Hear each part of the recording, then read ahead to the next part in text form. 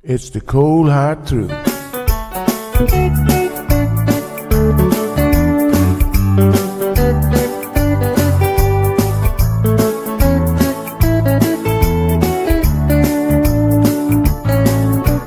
Everyone really want to know what's going on with her show. Just get on the air and you will know it's Sandra. The queen of the mile road is here, helping people from everywhere. Get on the phone and you will hear Sandra. Now she will tell you how it goes, but don't you ever step on her toes, 'cause you will hear the cold hard truth from Sandra. They say she's the hero in town, helping people from all around. You get a call, your money is found, it's Sandra.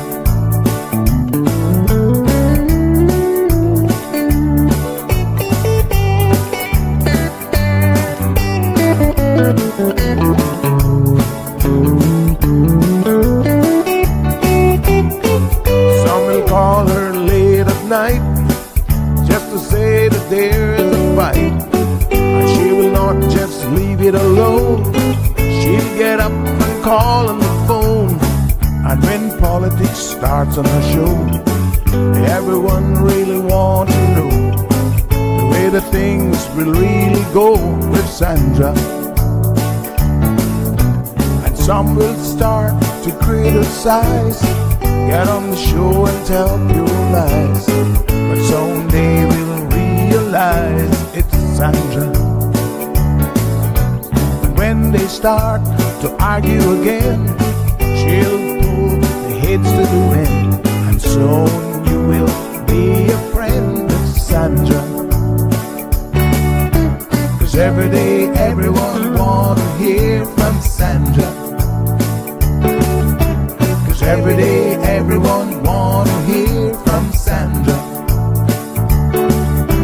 'Cause every day everyone got to hear from Sandra.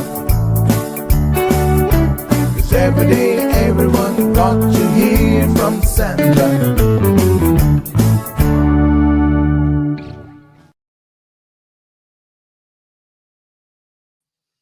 Good morning. Happy Friday.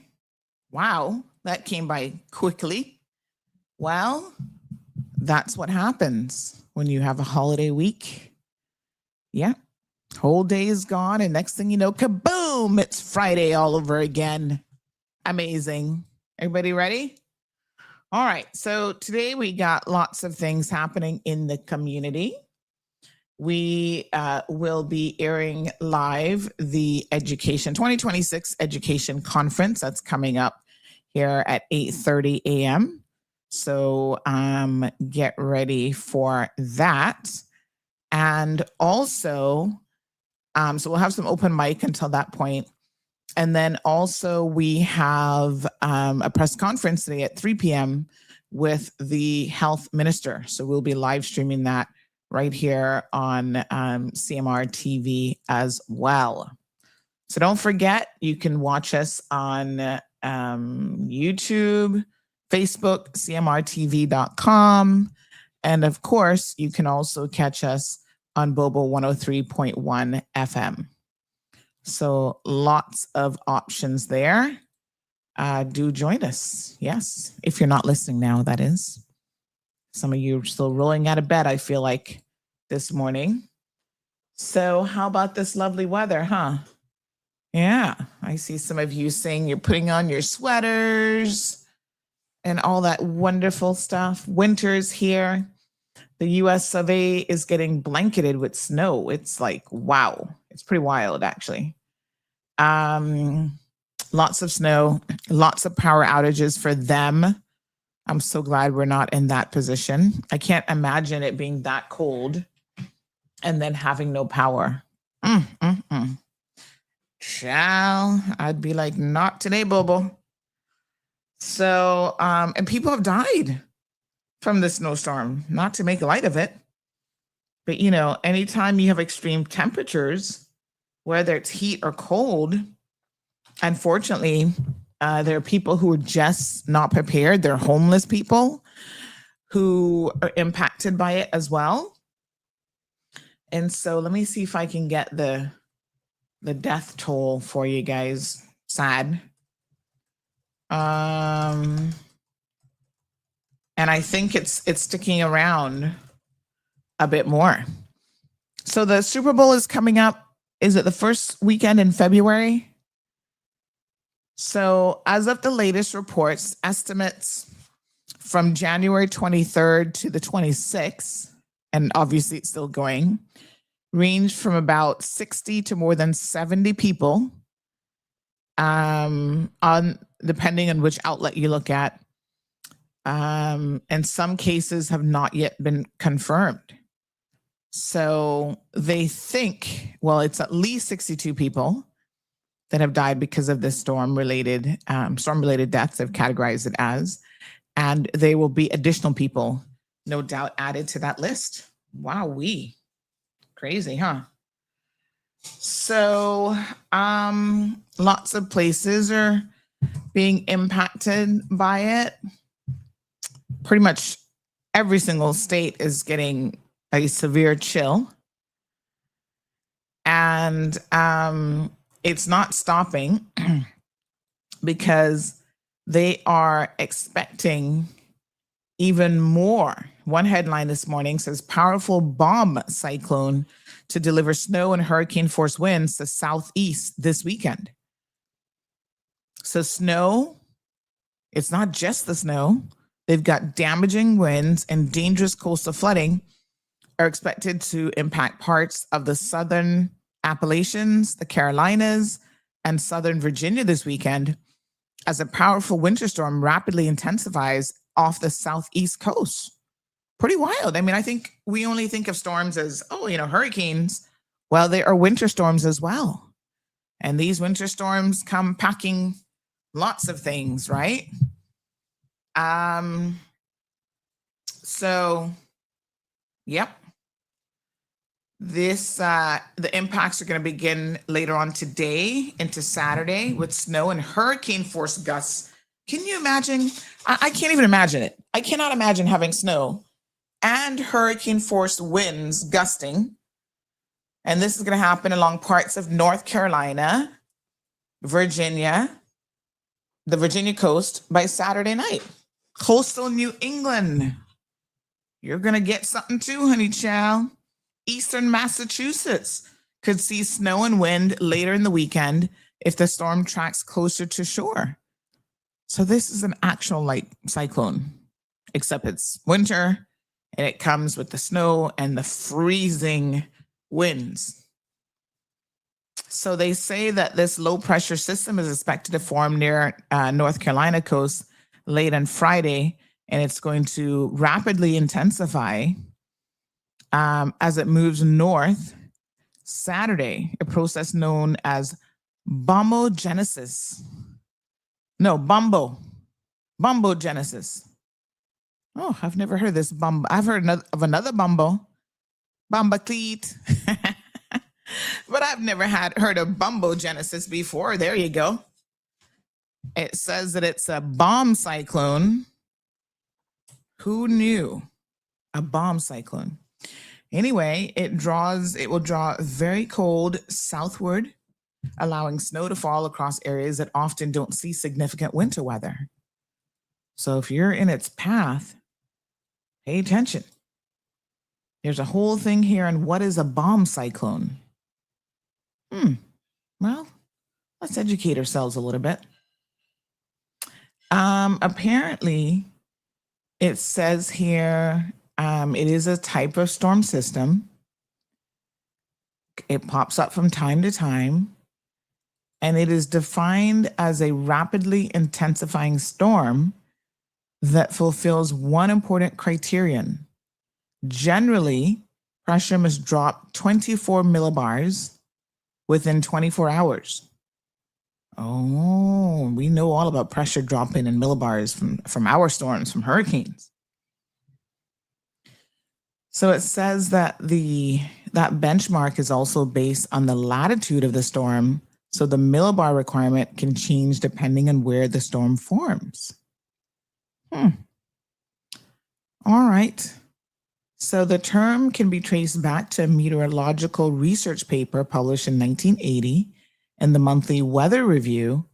Its authors, who were MIT meteorologists Fred Sanders and John, let's see if we can pronounce his last name, Kayakam, built upon work by Swedish meteorologist researcher Thor Bergeron, who had initially defined it as rapidly deepening storms as those that met the 24 millibar in 24 hours criterion. So that's the history of the term. It came from that report because he had kind of laid out the rules of what the storm would be. And they added the term bomb because of the explosive power that these storms derive from rapid pressure drops. Okay. So that's what they're in store for. More snow, quite a storm. And further south, they're still going to have accumulating snow. South Carolina into eastern Georgia, temperatures are going to remain cold enough for snow. Totals in the area are generally expected to be lower, but even an inch or less of snow could be disruptive in some places like Atlanta that rarely see winter weather. All the way down to Atlanta. I wonder if the Panhandle is getting much of anything. So very cold already. Air is already in place. And so that's going to allow snow to further accumulate. Powerful winds could create blizzard conditions. So let's talk about the winds, because this is the part that I'm like, okay, snow. Yeah, I get it. You're snowed in. But honey child, the winds. The storm is intensifying offshore. Yes. So winds will significantly worsen impacts across the southeast and mid-Atlantic. The strongest winds are expected near the coast, with gusts where gusts could reach hurricane force. Hurricane force freezing. 75 miles per hour along parts of North Carolina and Virginia shoreline by Saturday night. Wow. So it says that where the winds can coincide with heavy snow, blizzard conditions are possible with near zero visibility and extremely dangerous travel, particularly on the outer banks of North Carolina and into southeast Virginia. Further inland, they're still going to get strong and persistent winds, pose serious problems, gusts of 25 to 35 miles per hour, expected from Georgia through the Carolinas and into southern Virginia, with higher gusts possible at times. No, sir. Wowee. Anyway, I guess I'll take hurricanes over this. I mean, not for nothing, but at least you're not going to freeze to death on top of everything. Ay. Wow. So our friends in America, we're going to keep you in our thoughts, honey child, because y'all going to need it. Please stay indoors if you can. So death toll from winter storms and cold increases, and some people will be without power weeks, not days. My Lord, weeks after freezing temperature. Ugh, I'll take the heat. Give me the heat. So damage from ice and cold was most significant in the stretch from East Texas through Louisiana, Mississippi, into Nashville, Tennessee. Power officials in Nashville said to expect lengthy outages from this, and they put in quotations, historic storm. And Mississippi Governor Tate Reeves deployed up to 500 members of the state National Guard to assist. Reeves said on Monday, it's somewhat like a whack-a-mole. Every time one of the utility companies and power companies gets a large group back online, we have another tree fall or another limb fall. We will go through this, but we're not going to get through it today. We're not going to get through it tomorrow. It's going to take time. Lord have mercy. 175 million people are under cold alerts for frigid temperatures that is expected to linger for days. And the brutal cold is setting new record daily lows in the plains. More records expected in the south and east through at least this week. And again, they're keeping an eye on that East Coast dangerous storm. Well, I mean, I like to look at snow, but I could certainly appreciate that it's a lot. So they've had people involved in vehicular crashes that have passed away, unfortunately. They have a 62-year-old man and a 59-year-old woman died of suspected hypothermia in their homes. Aw. Because, you know, some of them seniors, they're really at a disadvantage. They can't afford a lot. And so, you know, maybe they had heat, but then when the power goes out, you don't have any more heat. Oh my goodness. 79-year-old woman whose medical device failed during a power outage. Oh my God. We know what that feels like. Lord Jesus. In Texas, we had 3 brothers. Oh Lord, a whole family of brothers, ages 6, 8, and 9. They all fell through the ice in a private pond and died in Texas, just north of Dallas. Then you had 2 16-year-old girls riding a sled, pulled by a Jeep, hit a tree, killing one and leaving the other in critical condition. You see, because people now are getting out doing things they wouldn't ordinarily do, sledding, getting on these icy ponds and stuff, and not thinking probably that it's all that dangerous. The most infrastructure damage was to the south, where ice made roads slick, snapped tree limbs, and weighed down power lines. Someone said it's like driving. This is Tom Lindsay, who's a coordinator for the Tippah County Emergency Management there in Mississippi. He said it's like driving on a 30-mile ice cube. No, sir. As of Tuesday morning, hundreds of thousands of electricity customers have regained power. You can go check out the poweroutage.us website. And they say that was a drastic improvement from the million customers who suffered from outages at one point. But more than 500,000 customers remained in the dark as of Tuesday afternoon, including around 170,000 in Tennessee, 140,000 in Mississippi, and under 100,000 in Louisiana. So this storm is really a big wallop. And also how wide the storm is. So you've got the breadth of the storm means that much of the country is actually dealing in some way with its aftermath. Snow was on the ground for just over 56% of the lower 48 states on Monday. And at least a foot of snow fell in 18 states, stretching from New Mexico up and over to Maine. And so the power outages are, prolonged power outages are expected in the South. Mississippi. So outages took, they're remembering the historic 1994 ice storm where outages took 24 days to restore. And they say that, okay, modern upgrades may speed up repairs compared with 1994, but the restoration will not be quick. So they're telling people to prepare for days worth of, weeks worth of outages. Oh my gosh, pretty wild. Stay bundled up, folks. Stay bundled up. But I mean, yeah, imagine a hurricane, but you got the snow on top of it.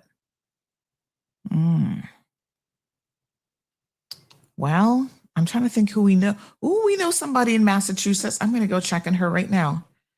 Hold on one second.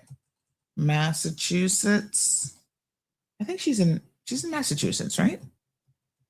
Hold on. Oh Lord, hold on. Oh Lord. Her name is escaping me at the moment. Oh, of course. Got it. Okay, let me see. Can I just check in with her and see how they're doing? Because, child, this, oh my goodness. The storm. How are you all holding up in this winter storm? Yeah, because she's got a grandbaby and everything.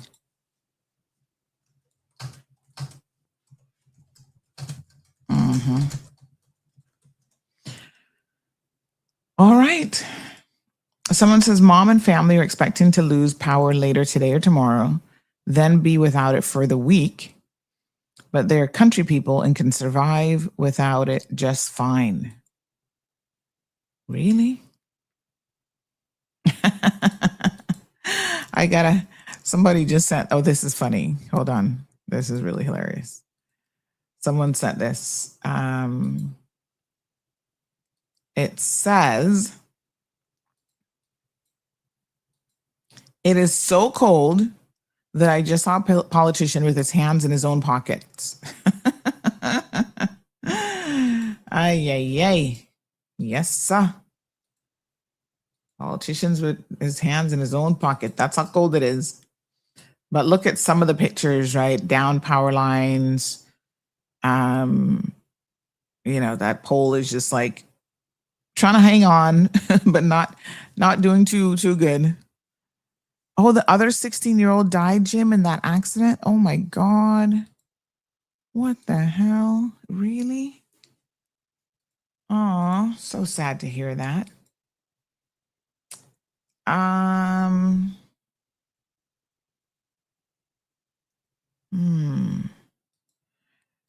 Someone say, oh, remember Caymanian students overseas to be prepared, get supplies, gather with friends, don't stay alone during the storm. Yes. Oh my gosh, I was even thinking about us. I was thinking about the poor Americans. But I suppose we have students probably all over the US. So yeah. Please be careful.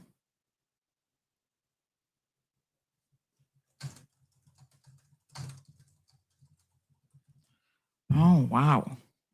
Okay. Yay.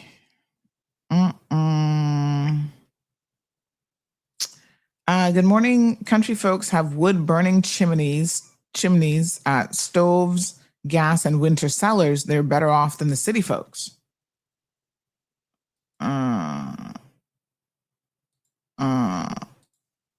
Yeah. Wow.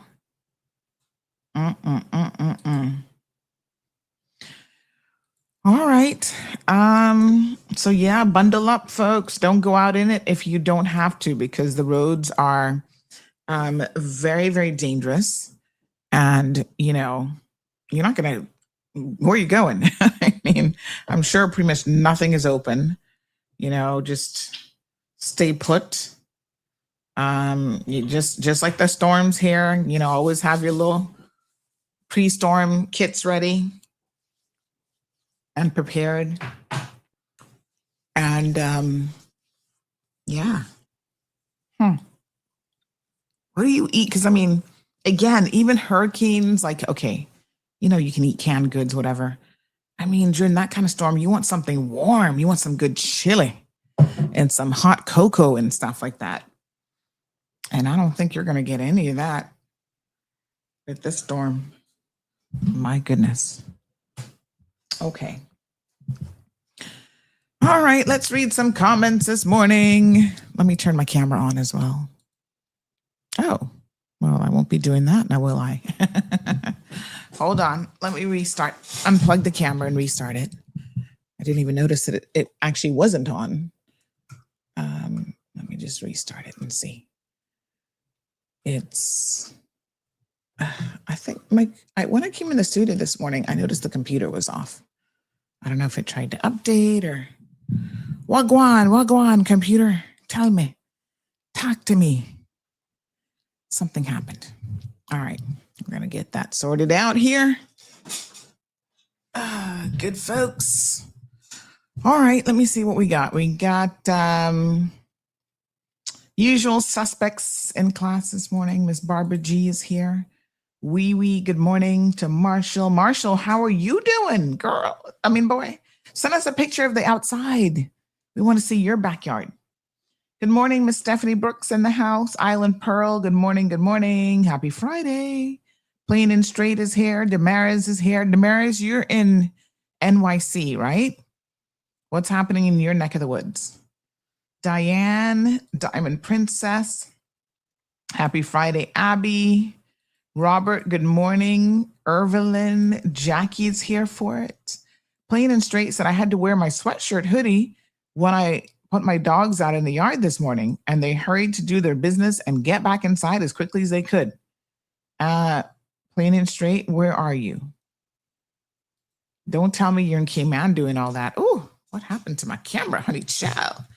Let's see if we can't fix this. Fix it, Jesus.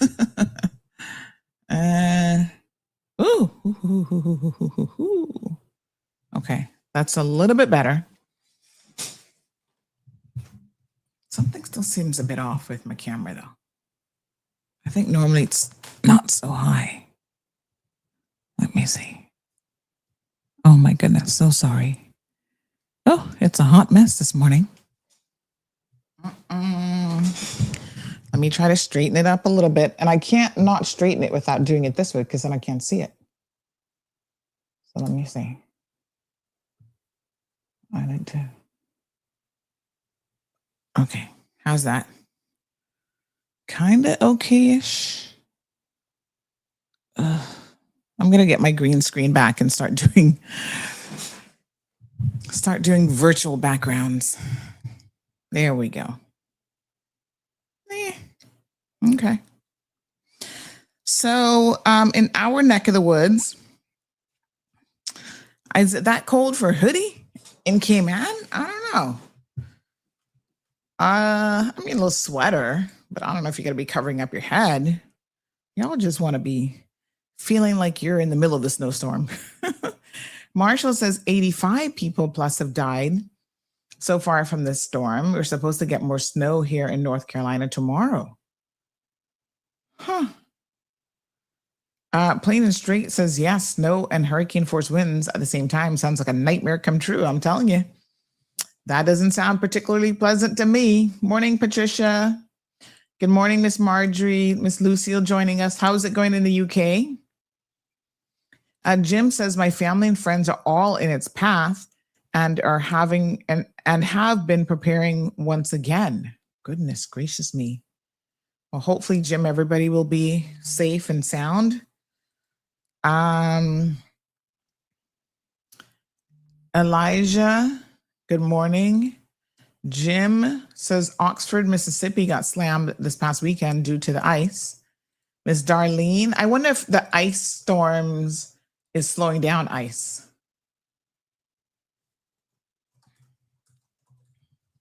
You know, the other ice. I guess you've seen the videos of ice falling on ice.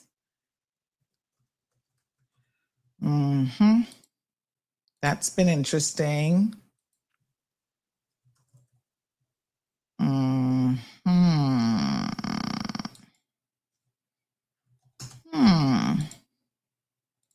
We got some breaking news coming later on today, honey chill. Okay, let me see here now. Good morning, Miss Emma. KK is here. She's heartbroken. I can't believe it. It's so sad. Oh.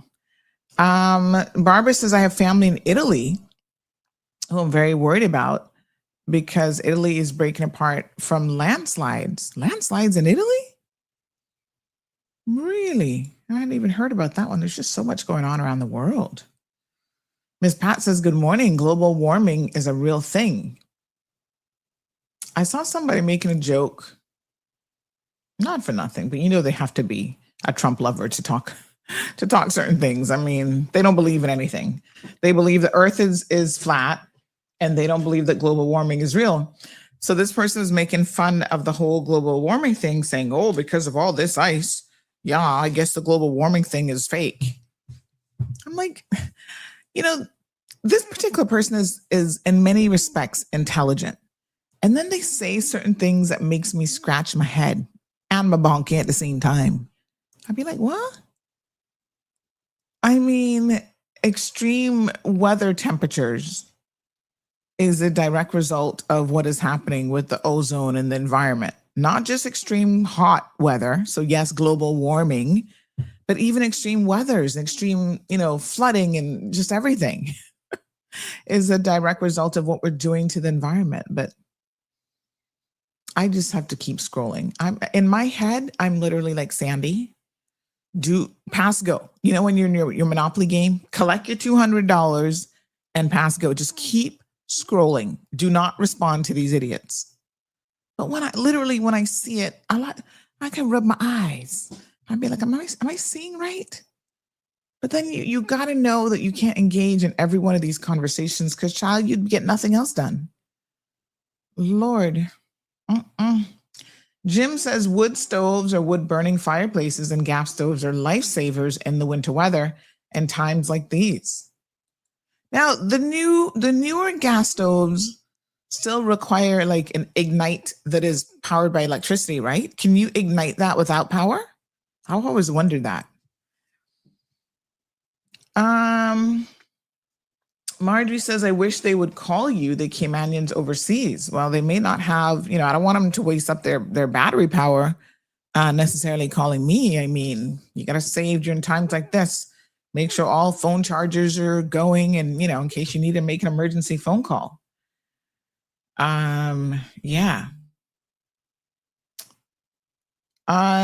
Kim says, good morning. My solar panels have saved me 3 times so far. I'm dreaming of going for dip in 7 Mile Beach right about now. They have saved me 3 times. What does that mean, Kim? You save you 3 months? Or, oh, you mean when you have power outages? I'm confused by that. Jim says it's amazing what you can do with 2 bricks, a candle, terracotta pot, and a cookie sheet to create heat. 27 degrees in Miami, not for nothing, but I'm here for it. I want to go to Miami when it's 27 degrees. Please. Community Raise, do I have a free ticket with you? 27 degrees. I love that for Florida. No snow, but I love the cold. It brings back memories of when I was growing up in the 80s. Florida seems to have been a lot warmer since I've left. But back in the 80s, we used to get this. When they mentioned this storm of 1992, I feel like obviously that would have been my first year of university. I kind of feel like Florida got a lot from that. And I do remember it because I was on campus and I had a bicycle. That's how I used to get around campus back in those days, cycling everywhere.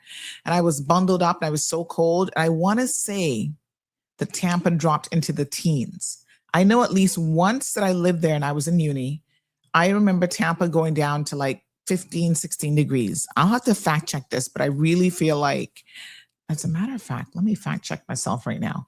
I really feel like that's not just a weird memory, like that actually did happen. So let me see, when was the last time that Tampa, Florida saw weather in the teens? Like 13 degrees. Okay, let me see. You see?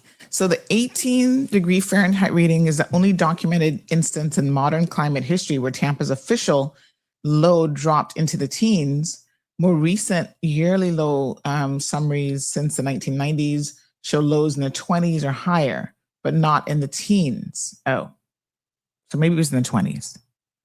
All-time record low at Tampa International Airport is 18 degrees Fahrenheit, set on December 13th, 1962.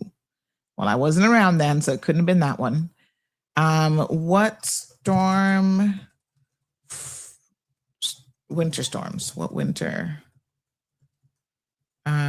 Well, it wouldn't really be a storm in Tampa, but what winter lows did they have in the 90s? Because this would have definitely been in the 90s. Because I was at university, so I remember this distinctly that it was cold. Maybe the feel like temperature was like 13. Maybe that's what I'm remembering. So yes, year by year lows in the 1990s. So 92, okay. It was probably not 13 I was thinking about. It was probably 33. It says in 1991, it was 33 degrees Fahrenheit in Tampa.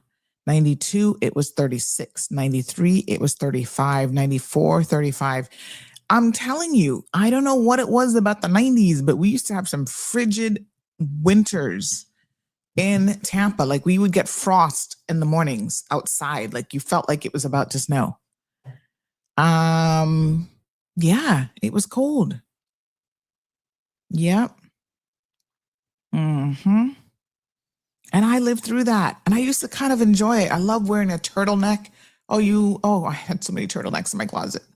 Nice jackets, and you had to layer stuff.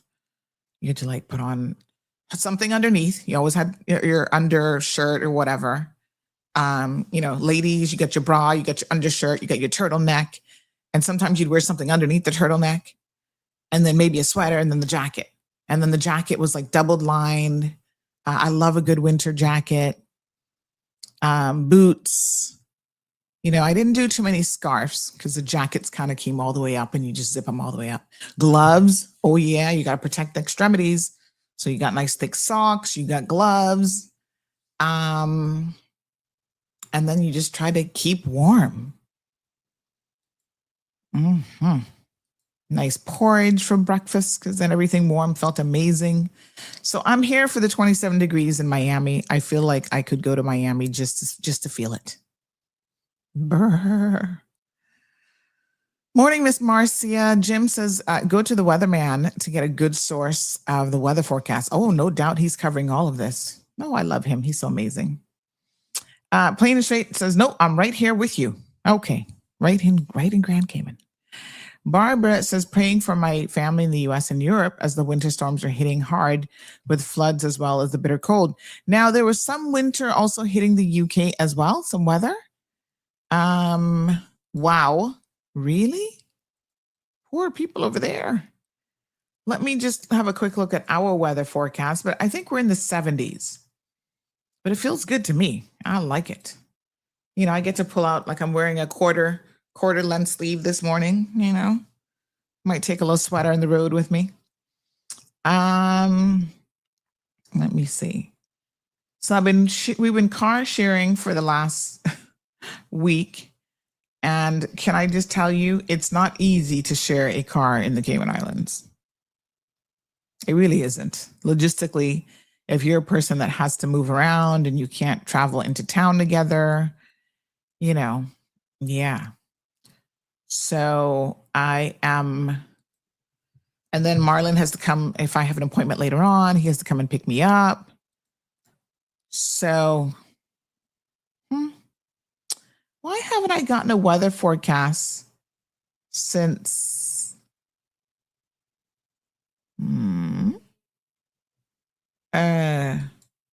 Okay, this is weird, but I don't see anything since Tuesday from our local weather folks.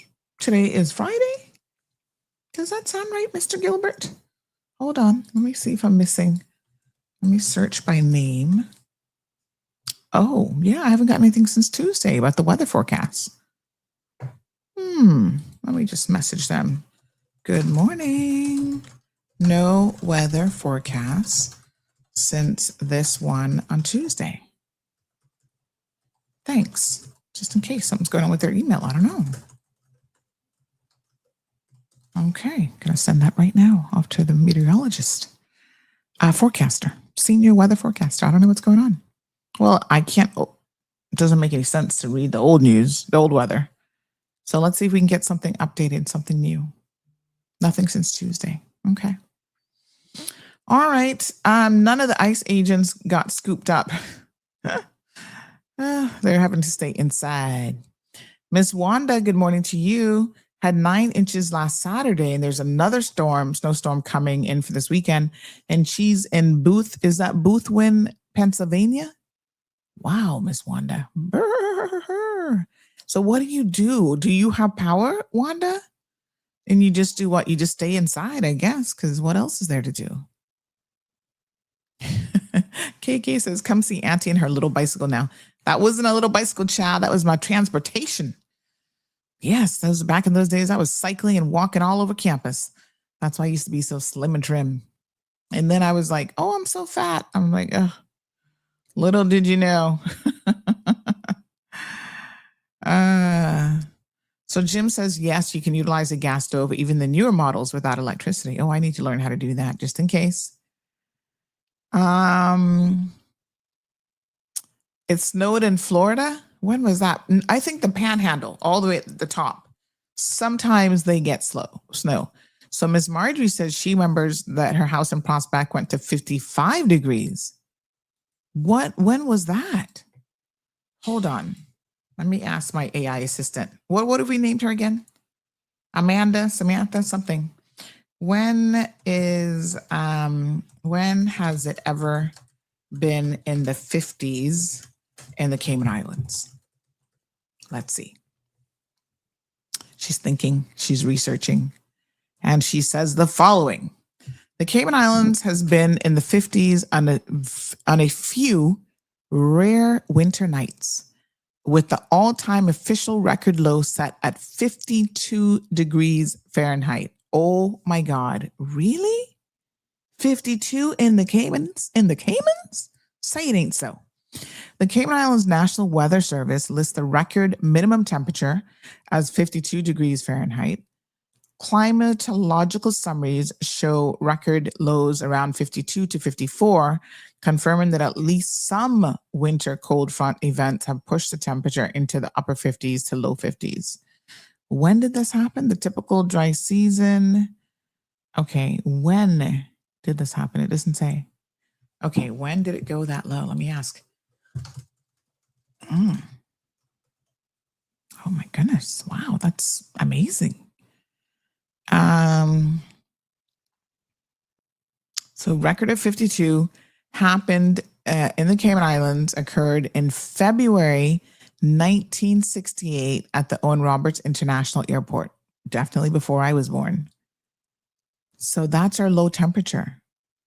Who would have guessed that? Huh, that's some good trivia right there. Y'all better hold on to that one. That might show up in a future trivia question. Wow, February of 1968. I wonder what the storm was like that was causing that weather to drop. What was the temperature in Miami? Let's ask. Okay, what was the temperature like in Miami at that time? Yes. Let's see what Miami was like. Checking for February 1968. So the temperature was the same in Miami, if not higher? How did that happen? Where did the storm come from?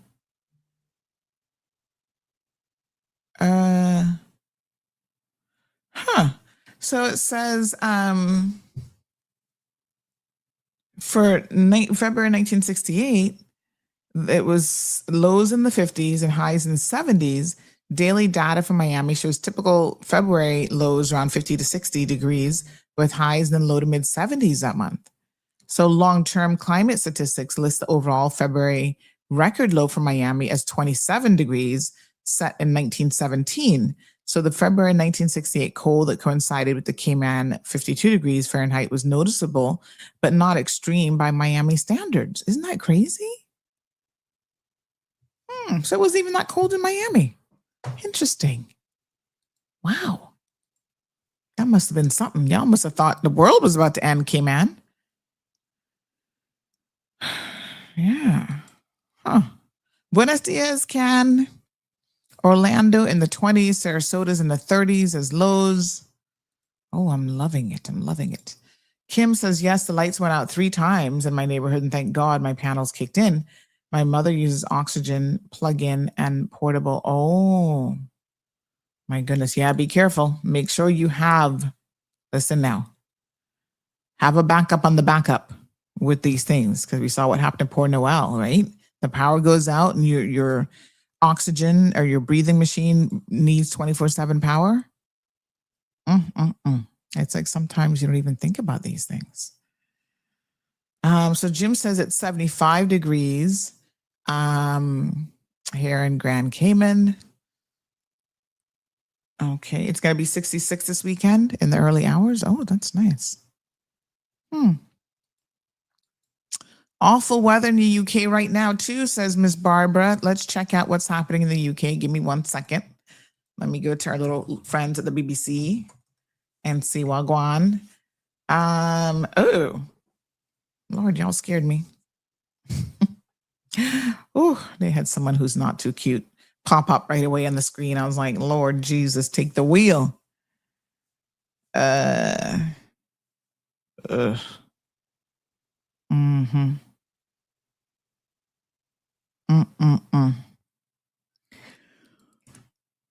Oh my Lord, what a mess. Okay, let's see.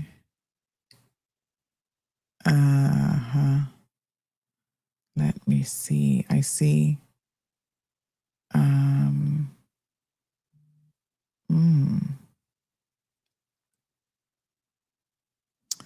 I don't see I don't see anything on their page about the weather. What am I missing here?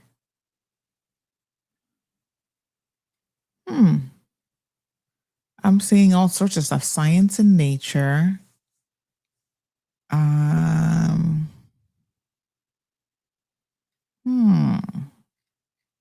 I mean, I thought if it was that bad, shouldn't it be like the headline story? Sports headlines around the UK.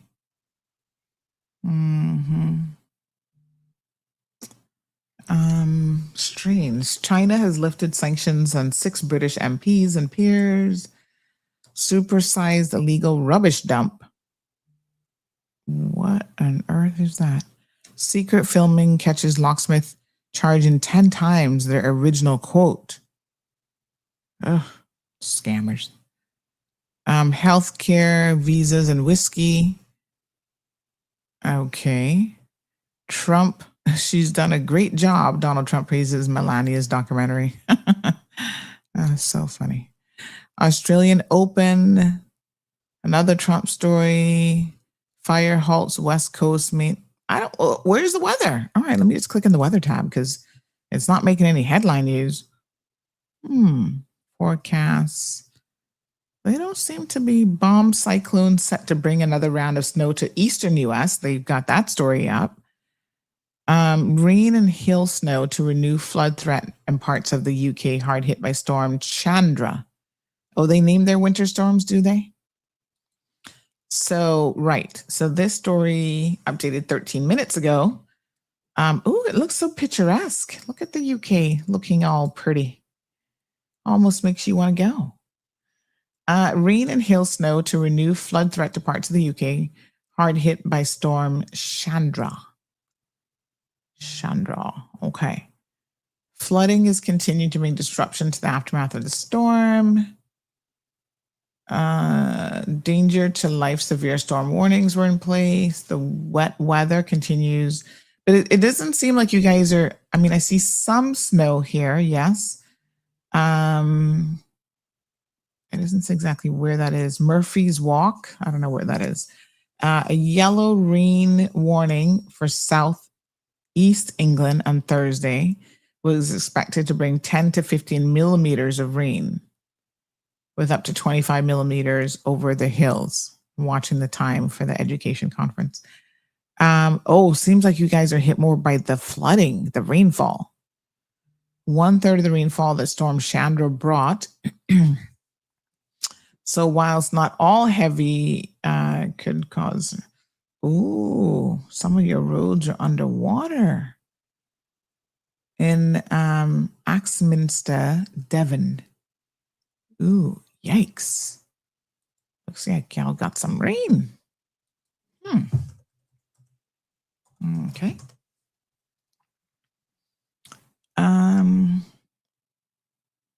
Very heavy rain in 24 hours to southwest England. 40 to 70 millimeter.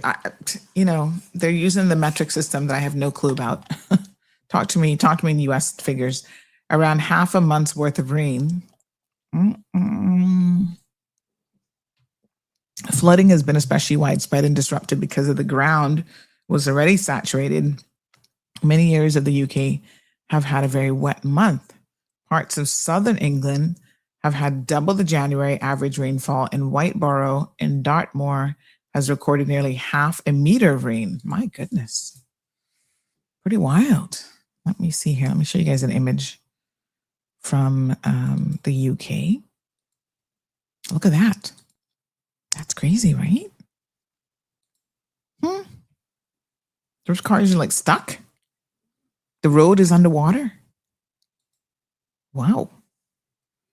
And then there's some places getting snow, hill snow on the way to northern England and southern Scotland.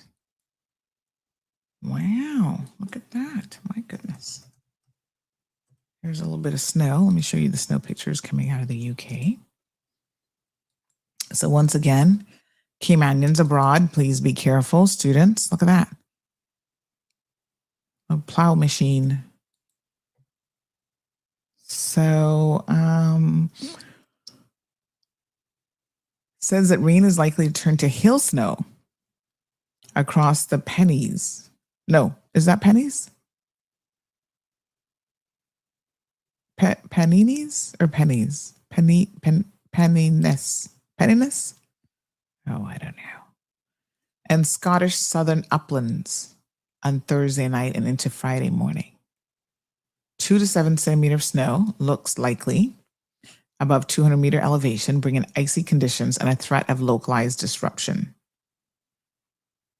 Well, look at that. What a mess. Shaka says, don't forget that Miami houses used to be built with wood furnace chimneys.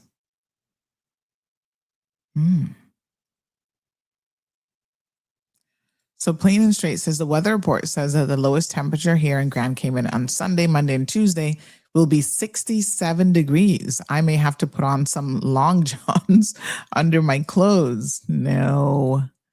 Morning, Andrew says the sun wants to come out, but is blocked by the clouds, right? One ticket was sold for the Melania documentary. I think that was in the UK, but they've been having viewing parties with like their friends. I think there's a viewing party yesterday. And Nicki Minaj, did you guys see this? So Nicki Minaj is all up Trump's rear end. It's just, it's like funny, but kind of disgusting at the same time. How she has like, the switch up is like so bizarre. But she got her gold card. So imagine this. An illegal, undocumented immigrant, Nicki Minaj, who not that long ago, they're like, she's no role model for teens or anybody else, now has been kissing their feet and kissing their behinds and all in it. And Trump gives her this gold card that basically gets her citizenship. I'm like, how do you think that makes everybody else feels? Who ICE is going out there detaining, who've been going through the proper steps and they still like poor Mikey and stuff. Oh, you missed an appointment. We're going to throw you in a cell for like 2-3 months. And here comes little Miss whatever. And all she does is kiss somebody's behind enough, get on a few platforms, and all of a sudden you give her a hall pass, a gold card straight to citizenship. I mean, it's so unfair. Really and truly, like, you know, I believe in the process. I believe that everyone should go through whatever the process is. You know, due process. And boy, I tell you what, no, sir. So she's gotten her fast tracking to citizenship. And she's talking about, you know, she's his number one fan right now. Her husband's a pedophile, convicted sex offender, I think with kids. Her brother's a pedophile. So clearly we also don't care about, you know, criminals that are undocumented.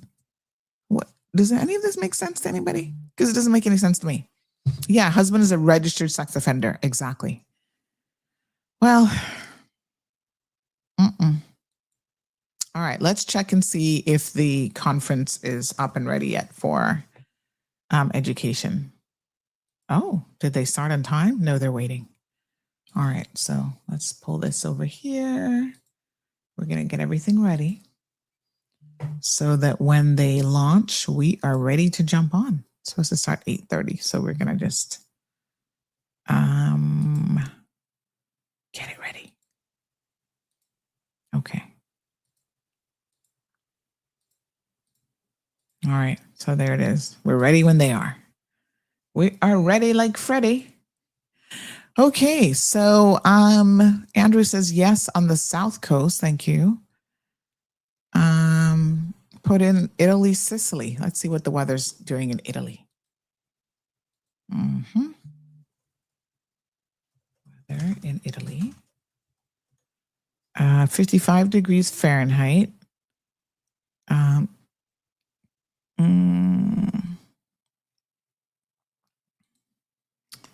Let's see. So orange level weather alert across central and southern Italy as Storm Kristen threatens transport network.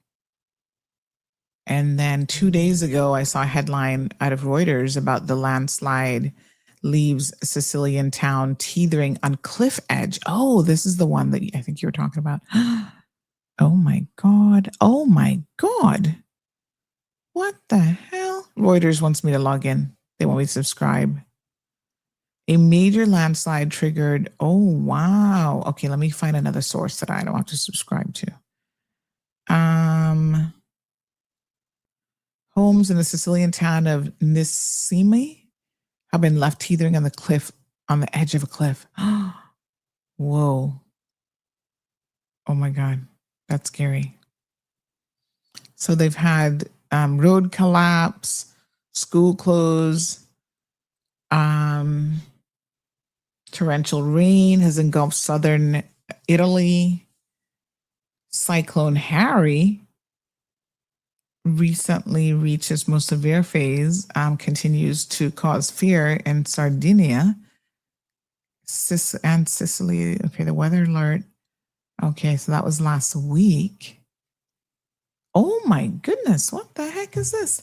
Like part of the road collapsed and there's like a car just flipped over in the collapsed part of the road. Whoa. Oh, look at the poor little doggy being rescued.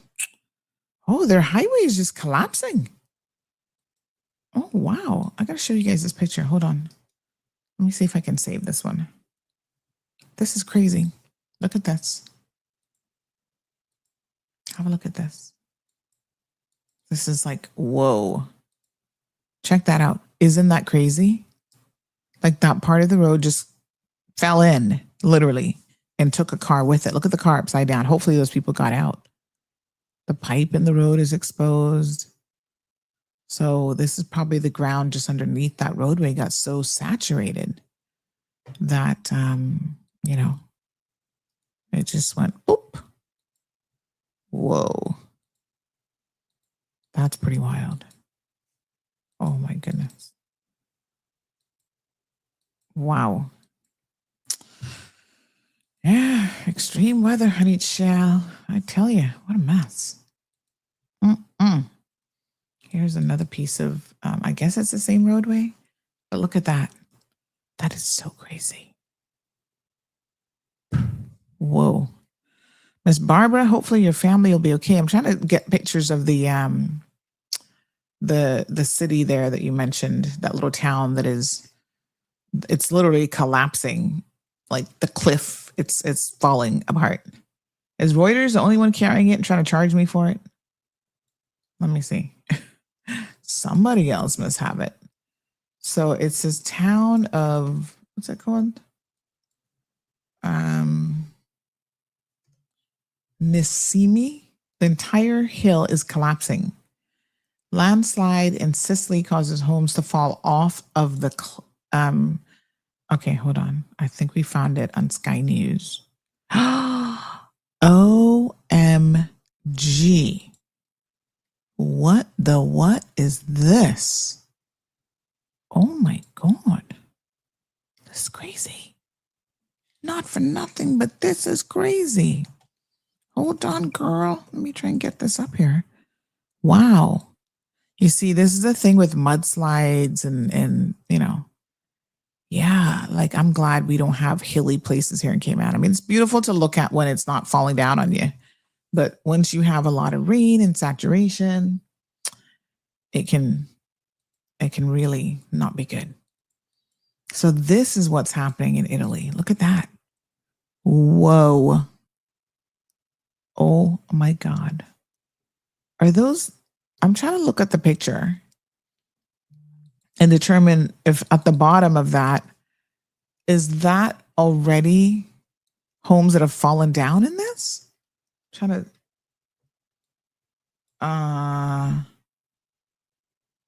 wow. There's some trucks and stuff down there. So these homes are, you can see some of the homes already are on the part that has eroded. And what do you do with, you can't rebuild that cliff, you know? That's crazy. You know, in some parts of Europe, they allow people to buy homes for like, $1 is what they say, right? Like a minimum investment. And then you have to fix it up. So it's little towns like this that, they're like, come, we need people. We need to invigorate the economy and stuff. But let's I'm trying to see if I can get a video to play, but it's not playing for me. But yeah, that's like, wow. Even for $1, I'm sorry, I can't do it. I'm like, no, honey child. I can't. The entire hill is collapsing because of a landslide. 1,500 people evacuated. Oh, I'm going to see if I can get the little video and play that for you guys. We're still waiting on the 2026, my apologies, National Education Conference to begin. Says it's starting soon. So we'll give them some time to sort themselves out. So extreme weather conditions apparently all over. So let's be thankful.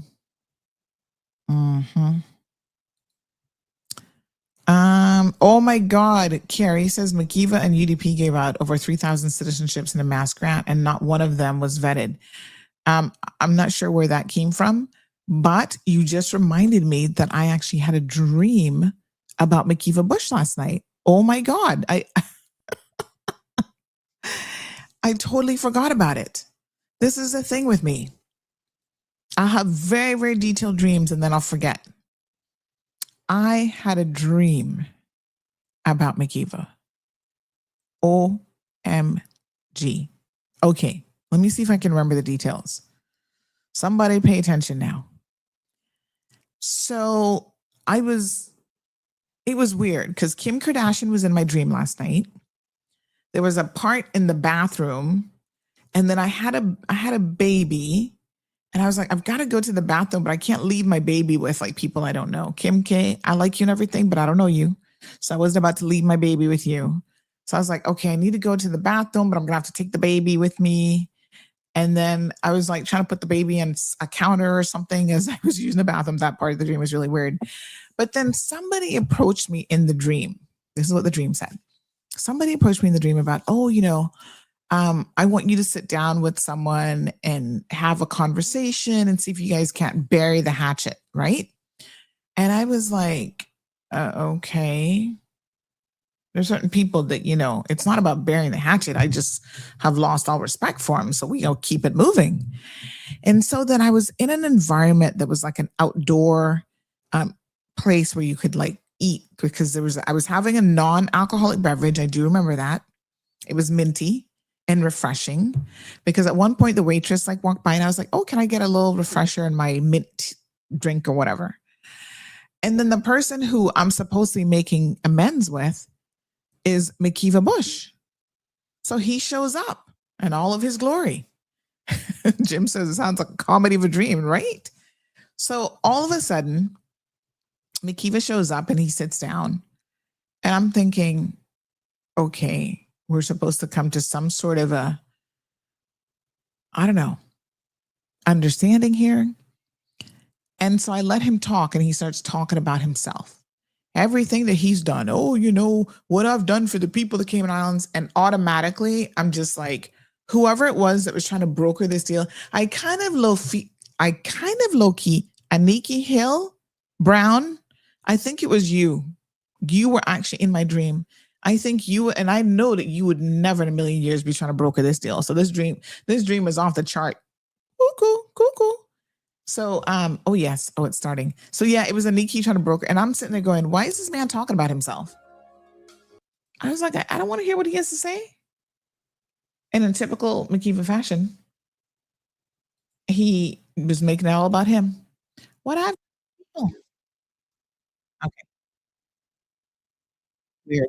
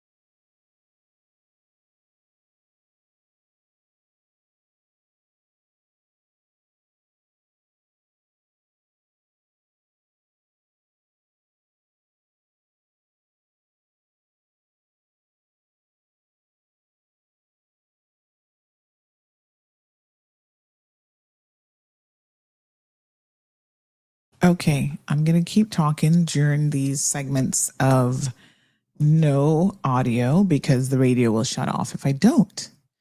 So, the radio doesn't like silence.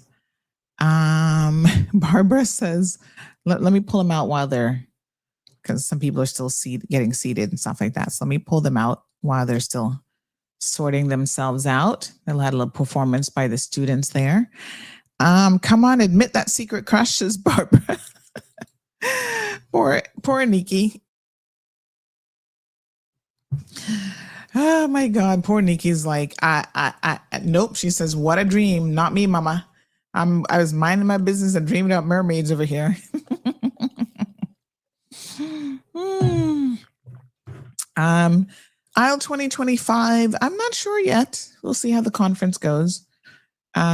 People are still look like they're still showing up to the conference. 8:30 is kind of early in the morning. I know for some of y'all to get, depending on which district you're coming from. So this conference this morning, the education conference, is taking place at the John Gray High School, and we're hoping to catch some of the good stuff early this morning. So yeah, what a dream. Needless to say, once he started talking about himself and inflating his ego as he tends to do, I just checked out. I was like, I don't know who thought, Aniki. I don't know why she would have thought this was a great idea, but she must have hit her head. Okay, somebody's coming on the stage, adjusting a microphone, adjusting another microphone, just jumping off the stage. Okay. So yes. So listen, I got a little sus for you guys. You want to hear something? I just received, and I gotta post this up. You guys know that, I love me some Cayman Airways, and I do work, on trying to get other people to love them too. But honey child, they are increasing their fees. Oh, you're gonna hear it first here in CMR because we get it first, so we share it first. But what fee increases? I'm planning a show on the why is everything going up kind of show. It's not just minimum wage, but I do want to focus in on minimum wage and talk about the real cost of minimum wage because honey child, ish is going on. Everything's getting so bloody expensive. But while we're waiting on that, effective February the 1st, which is how many days we got in this month? We got 30. What month is this? January? So that is on Sunday, we will be increasing the following fees. The increase will apply to purchase made on or after February the 1st. Well, damn, I better hurry up and purchase a ticket. I got a message came anyways right now. I need a ticket before the increase. Oh my God. Oh my Lord, we're getting hit all over. Every single corner. No, sir. Morning, Siobhan. Anthony says to buy 71 on Sunday. That's Makiva's age. Did you wish him a happy birthday, Sandy? His birthday was last week. No. Don Lemon was arrested for what? Talking about Trump? Let's see. Don Lemon. Anything possible these days. Yep. Ex-CNN anchor Don Lemon arrested on charges connected to the Minnesota church protests. Of course. They went into the house of a Washington Post news reporter the other day and started digging up, which is, again, unprecedented that you'd go to their house. Normally you'd go to their place of work if it's about their reporting or, free speech is no longer free. You listen, don't go in America and be saying nothing over there. You keep it zipped for whatever amount of time. I don't even want to talk to, don't talk to the Uber driver. Don't talk to the hotel clerks. Don't say nothing. Just hand them your little card. Be like, I will soon be leaving your country. I'm just here to shop. Leave me the hell alone and get out.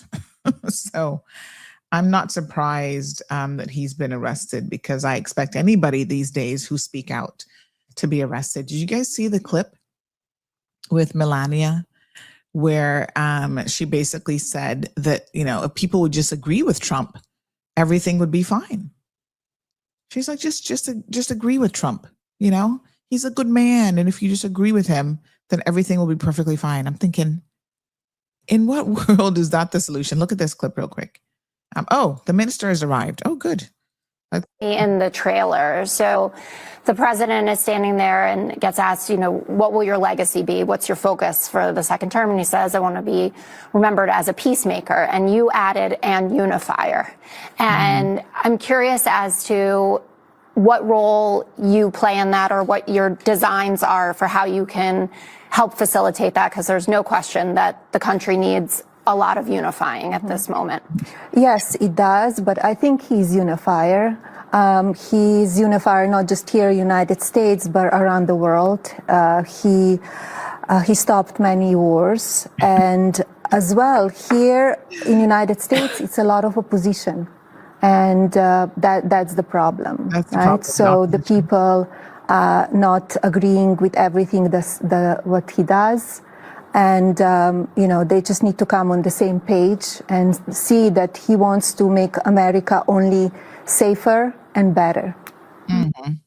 Yeah, so that's the problem. The problem is that y'all are disagreeing. Okay, so let's just stop the disagreeing and just come on the same page. And once you agree, you'll become like what's her face? Nicki Minaj. You just agree and you'll get what you want to. You'll get your green card. You'll get your, somebody says it's like the Christies. They got out of jail. They got their get out of jail card once they start to agree as well. Okay. Let's see. Do we have anybody talking yet? No. All right. So we saw the government just walked in. We saw the ministers, the premier. I saw Minister Anglin. I saw the Attorney General, Miss Julie, Permanent Secretary. Who else was it that just walked in? So they all just walked in. So I'm assuming now the conference might actually get properly started. Lots of dead air this morning that I had to fill, so I don't want to, because on radio we can't have dead air. National Education Conference 2026. All right. So I think we're going to hear something shortly. Who's this young man with the long dreads? Man, his dreads are long. Financial Services and Commerce. Okay. Honorable Andre Ebanks. Yes. Minister for Finance, We Economic need it to be a little bit higher, I think. Education and Training, Honorable Ralston Anglin. Minister for Health, Environment and Sustainability. His mic is coming in a bit low.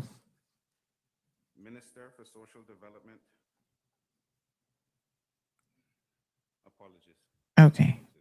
Minister for Social Development and Innovation, Youth, Sports and Culture, Honorable Isaac Rankin. The Attorney General, Honorable Samuel Bulgin. Elected Member of Parliament and Parliamentary Secretary, Heather Borden. Elected Member of Parliament and Parliamentary Secretary, Julie Hunter. Apologies again. Honorable DG, forgive me. Deputy Governor and Head of the Civil Service, Honorable Franz Manderson. Acting Deputy Chief Officer and Acting Deputy Chief Officer for the Ministry of Education and Training, Mr. Elroy Bryan. Director, Department of Education Services, Mr. Mark Ray. Representatives for the UCCI, OES, DCFS, HSA, Parliament Management Commission, PTA representatives, educators, other special invited guests, ladies and gentlemen, boys and girls, good morning.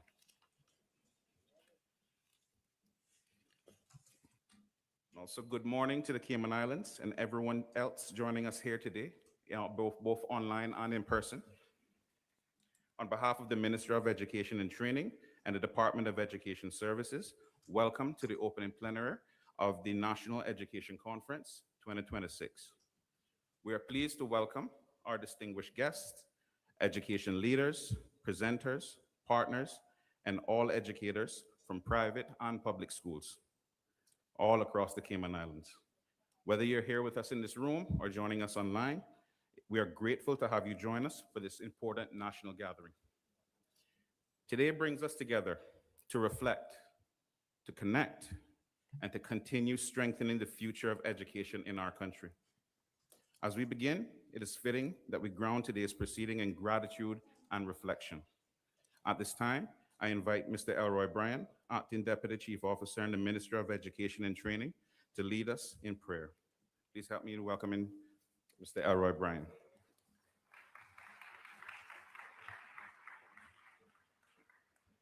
Good morning. Protocol having been established, let us go to our Father in heaven at this time in prayer. Our most gracious, loving Heavenly Father, we come into your presence at this time, dear God, and we start by thanking you, dear God, for how great you are. Dear God, we realize that you spoke everything into existence that we see. We thank you for the wonderful showers of blessings that we're receiving today, dear God, and we give you thanks for that. At this time, dear God, we come and we thank you for our government. We thank you for our elected members of the government, dear God, and we pray that you continue to be with them and that you guide them, dear God, as they continue to do your work. We thank you for our education sector, dear God. We thank you for the ministry staff. We thank you for the department staff. We thank you for our teachers, our leaders within our schools. And most importantly, we thank you for our students. Dear God, we understand that we have a great responsibility to help our students, dear God, to achieve, dear God, the many talents that you have blessed them with. We pray for their parents, that you will be with them and help them. And at this time, we come now and we pray for this wonderful event, this education conference. We thank you for the talents that we have within our system. We pray that you be with the persons who have prepared their presentations and help them, dear God, as they present today. Dear God, as we move forward as a country, we continue to pray that we will always put our trust in you, understanding, dear God, that you have told us that if we look to you, dear God, that you will direct our steps and that you will help us in all that we do. We pray for unity, dear God, in the education system. And we continue to pray that we will continue, dear God, to always look to you for everything, as we understand that you are all powerful, all knowing. Thank you again for your love and mercy. Just we pray. Amen.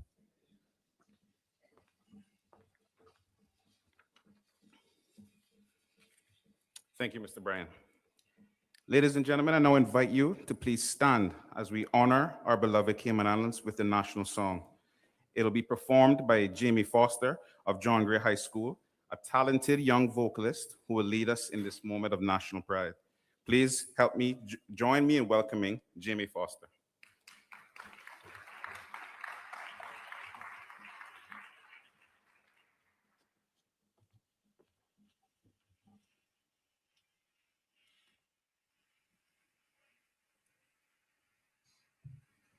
All right. Oh, land of soft, fresh breezes, oh, verdant trees so fair, with thy Creator's glory reflected everywhere.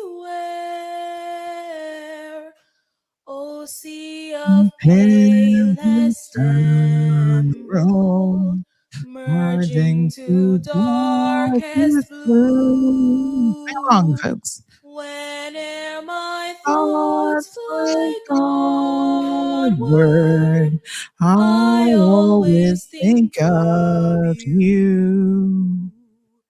Dear verdant island sets in blue Caribbean. Don't make fun of me. I know I can't sing, but do it anyway. I'm coming, coming very How beauteous I'll to Woo. It's got some highs and ooh. thee. Although I wandered far, my heart enshrines thee yet. Homeland fair Cayman Isle, I cannot thee forget. Mhm. Yes, sir. Hot mess. Beautiful, beautiful. Evelyn's like, don't sing. Thank you, Jamie, for that beautiful rendition. I I think she know. deserves another little round of applause. Yes, hers was nice. Very nice. Now, I do have a quick reminder for all of those in attendance here, all who are here but haven't checked in for their individual sessions. I ask you to please do so before the start of each session. Okay. At this point, I'd like to offer apologies on behalf of the Chief Officer, Sitonya Cacho, who is currently under the weather and unable to join us as planned. I know she very, very much wanted to be here and is pretty sure she's watching online. So just wishing her well in her recovery. But however, in her stead, I would like to invite Acting Deputy Chief Officer Elroy Bryan to offer remarks.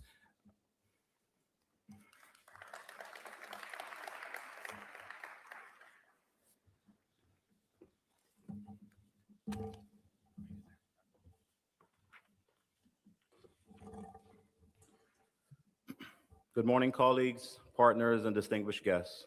It is my pleasure to welcome you to the National Education Conference. While protocol has been ably established, I wish to acknowledge our Premier, the Honorable Andre Ebanks, the Deputy Governor, the Honorable Franz Manderson, and other members of government in attendance, along with our civil service colleagues and private sector partners. Your presence here today underscores a shared understanding that education is a national responsibility, one that is advanced through collaboration, strengthened by innovation, and measured by the impact it has on our people. I also wish to recognize our Honorable Minister for Education and Training, the Honorable Ralston Anglin, whose vision and leadership continues to guide our education agenda, and our keynote speaker, Dr. Sonja Hulson-Alexander, whose insights will help frame today's discussions. I likewise thank our facilitators and presenters for sharing their expertise and acknowledge our delegates because your engagement, reflection, and contribution will ultimately define the success and relevance of this conference.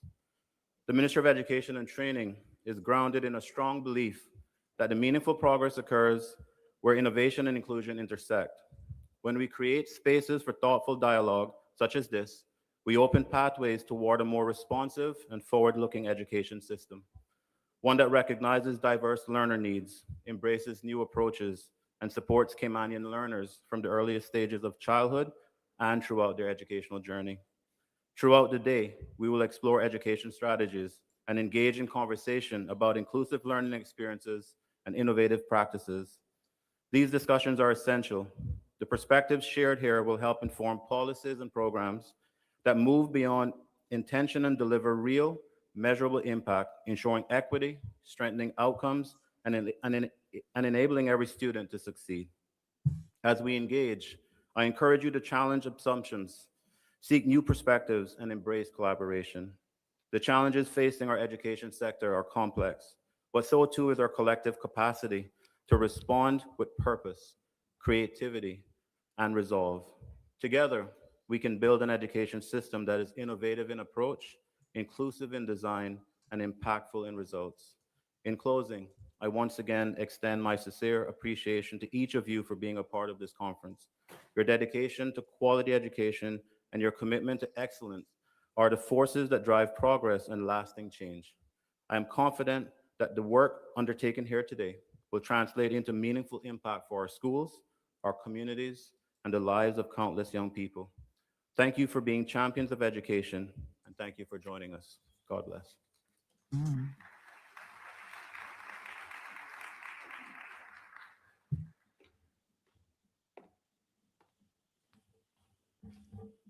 Thank you, Mr. Brand, for speaking out loud the Chief Officer's warm words and encouraging words and setting the tone for today's proceedings.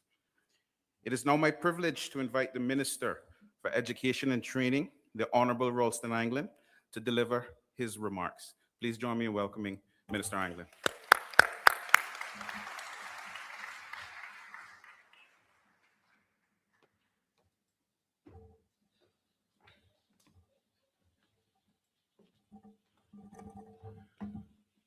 Good morning, everyone. I certainly wish all of you could see the view from up here. Today marks an important day for us. An important day where you, our deliverers of education services, come together in this fashion to ensure you continue to collaborate, you continue to innovate, you continue to include, you continue the journey for positive impact.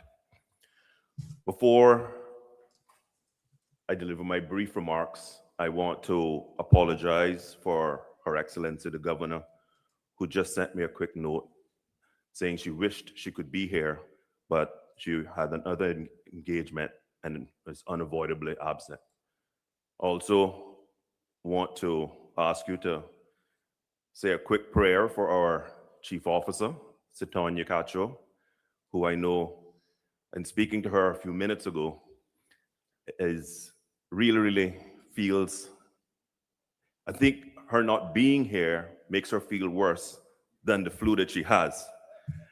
But I know she's watching us online, so I know she's here in spirit with all of us. I want to also ensure that everyone knows that I've been hearing the rumblings that I'm not coming to school visits the way I did in my first tour of duty. But I'm happy to report, I think I see West End in the house. There they are. I'm happy to report that I have witnesses. The school tours have officially kicked off, and I started in West End just yesterday in meeting with the senior team and all of the staff there. And so over the next couple of months, I will be coming to every single school campus to ensure that I meet with all of the senior leader teams and every single one of you as practitioners to ensure that you have a direct voice in the journey that we're going to be undertaking together over the next 4 years to ensure that we put education squarely where it should be, the #1 national priority in this country.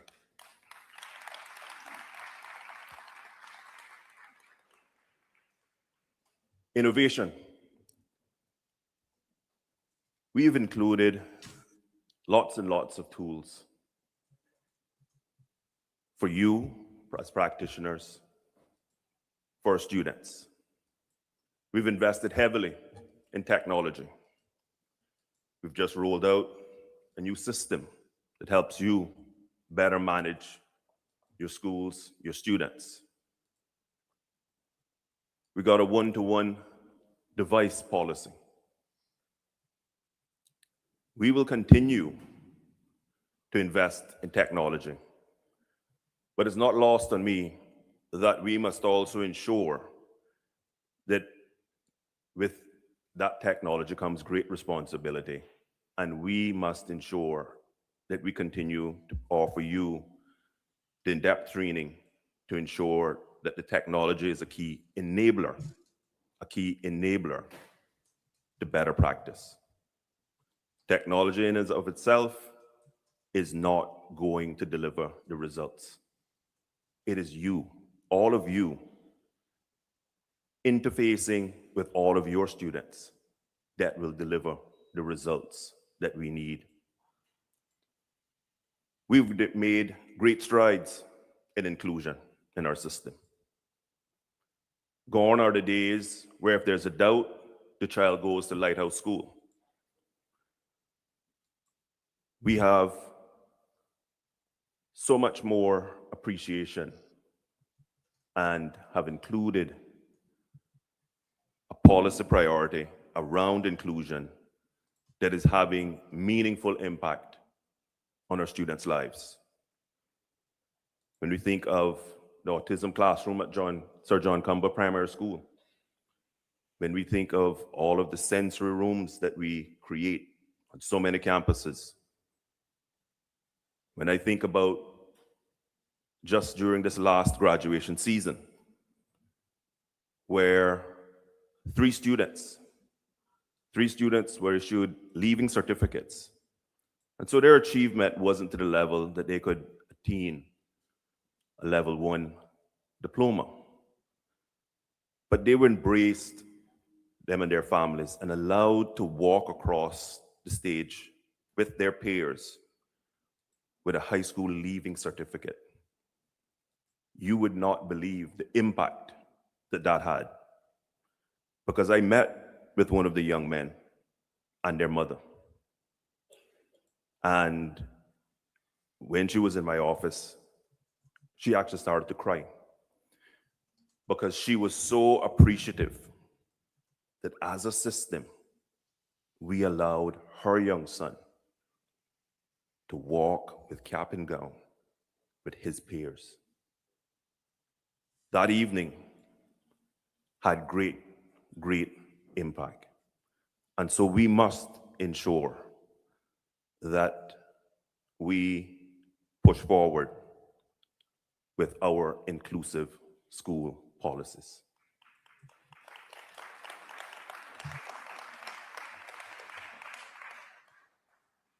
We are about ensuring that we assist families and this country in shaping and transforming the lives of little children to become responsible adults. You all have heard me say, we are not in the business of taking care of small children. We're in the business of creating responsible adults of tomorrow.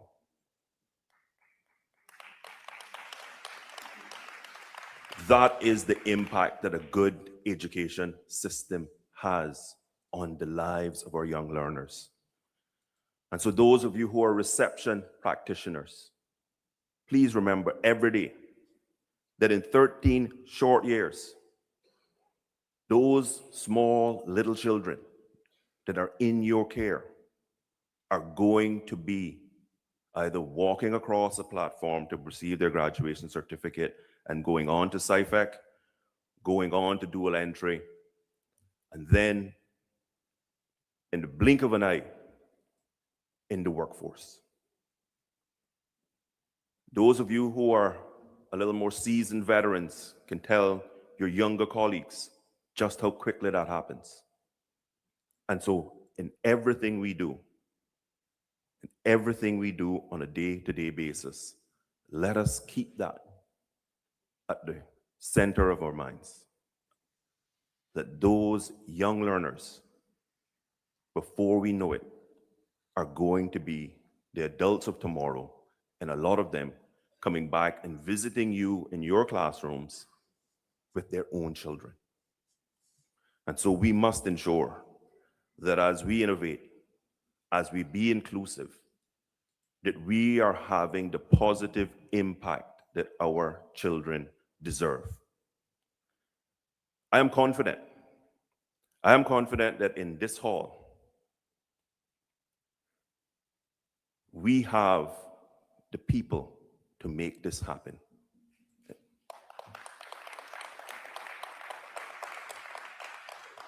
And that is all of you. I know that there are times where you get frustrated. I know there are times where you feel unsupported by the department, by the ministry, by the community, by parents. But during those difficult times, I can only ask you that as you refresh and reflect and go back to school the next day, you look at every one of those children that are in your care and remember what the mission is. Remember why you took up this calling. And you took up this calling to transform lives. And as you do that, there can be no greater reward. There can be no greater reward. So, impact, that positive impact, has to be what we think about every single day throughout a school year. Those of you who know me know that a lot of my own lessons that I take with me in life come from my absolute love of music. And one of my favorite artists is Teddy Prendergast. Yeah, you can clap. A lot of people know Teddy Prendergast as the mellow, soulful artist who delivers some of the greatest love songs. What a lot of people don't know is in his early journey in music, he was the lead singer for Harold Melvin and the Blue Notes. And they sang a song, Wake Up Everybody. And in that song, they delivered a message and a calling to everyone. They had a calling for politicians. They had a calling for doctors. They had a calling for everyone, but they ensured they had a calling for you, for teachers. And they said, wake up all the teachers, time to teach a new way. Maybe then they'll listen to what you have to say. Because they're the ones that's coming up, and the world is in their hands. When you teach the children, teach them the very best you can. If you don't know that song, take an opportunity, either on a break or later this evening, and listen to it. Because if you listen to those words, you must get goosebumps as a teacher. Because in that short verse, it is the charge for every educator. Wake up all the teachers, time to teach a new way. That's innovation, right? Maybe then they'll listen to what you have to say. Because they're the ones who's coming up, and the world is in their hands. When you teach the children, teach them the very best you can. You also know that I get a lot of inspiration from Bob Marley. And in his song, Crisis, he spoke of not everyone having sunshine in their lives. And he also reminded us that we can either be that additional dark, dreary cloud in someone's life, or you can be that ray of sunshine. I don't need to tell you, but I'll remind you, in front of you every day are children who come from the widest spectrums of households. And I want to remind you that some of them come from a dual parent household that's stable, that is nurturing, that is supportive of them and supporting of them as learners. But way too many come from broken homes. Way too many come with great challenges, and you see it every day. I just want to remind you that a lot of the children who you encounter and the behaviors that you see in front of you being demonstrated need you to be nurturing, loving, caring. Because no matter how much we innovate, no matter how much we include, if that element is missing, it is all for naught. Because as we innovate, as we include, it takes your patience, your love, your care, your dedication to be that ray of sunshine that child may be getting as the only ray of sunshine in their lives. And that could very well be the ray of sunshine that they are going to be able to follow through their education journey that takes them from a broken home, a challenged home, to a bright outcome and being a productive adult. That is the power our system has. That is the power you have. That is the power you must exercise every day as you encounter all of your students, those who come from that stable, strong home, who more than likely will be a high flyer at the end, and those who come from the broken home, those who come from a challenged environment, who need you to be that ray of sunshine as you innovate, as you include, to ensure that you can lead them to that brighter and better tomorrow.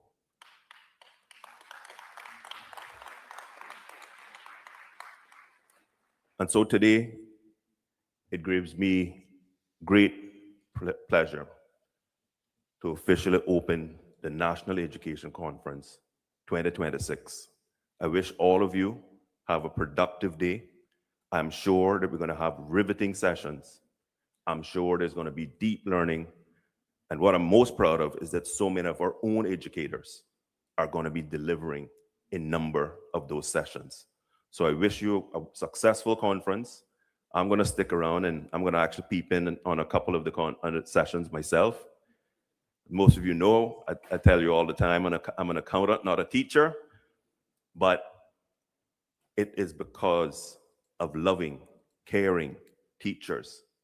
It started with Miss Ebanks when I was a 5-year-old boy and ended with me at sixth form at John Gray that put me where I am. Create the next Minister of Education, create the next Premier, create the next doctor, create the next mechanic, create the next plumber, create the next innovator of industry, because the power is in your hands. Thank you.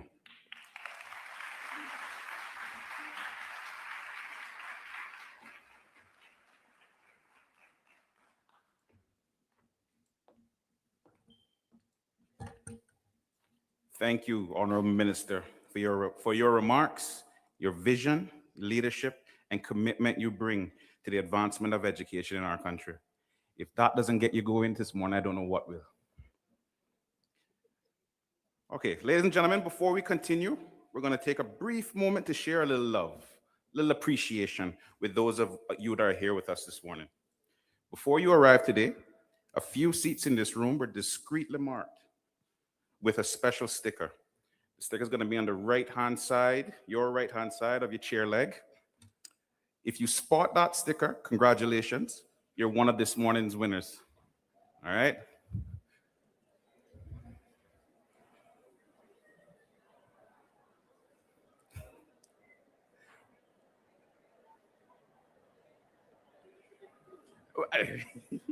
I made sure it wasn't an hour.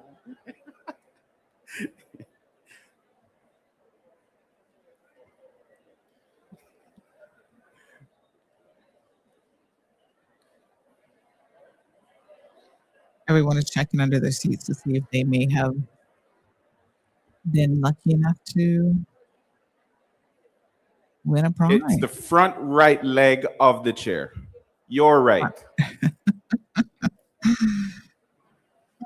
And the gift is underneath the chair. Okay, okay.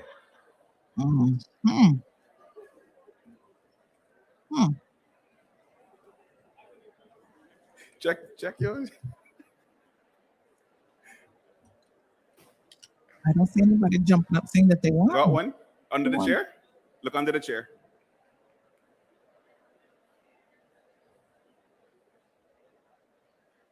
Mm-hmm. Huh?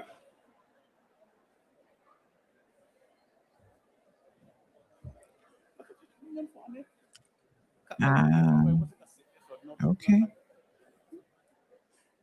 I don't know. People feel okay. Well, there are three. We have one. Awesome, awesome. Congratulations. And yeah, and the third. Congratulations all. The 3 gift certificates. Just a small token of our appreciation for you guys being here with us today. Congratulations to all the winners.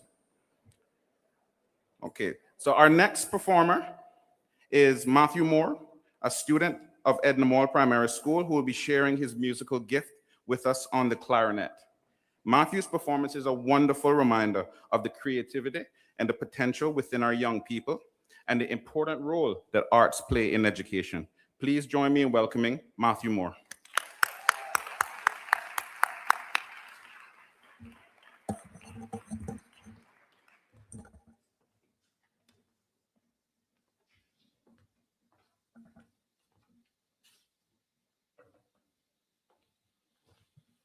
Oh, he's going to do a flute performance this morning. Very nice.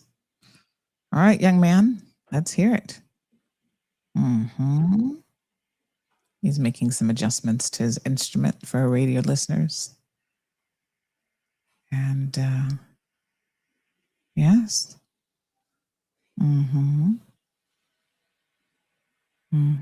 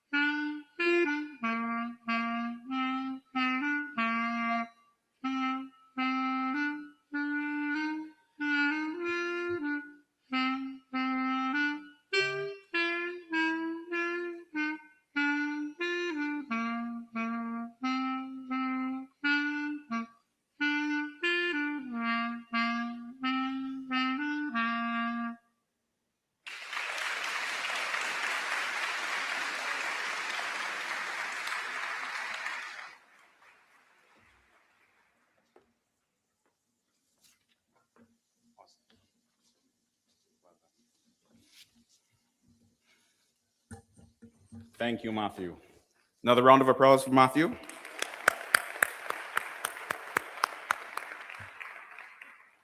It's not easy getting here from Northside in the morning, so I appreciate it. I appreciate him being here. To introduce our keynote speaker, it is my pleasure to invite Ms. Tammy Hopkins, Acting Deputy Director of the Department of Education Services, to the stage. Please join me in welcoming Ms. Tammy Hopkins.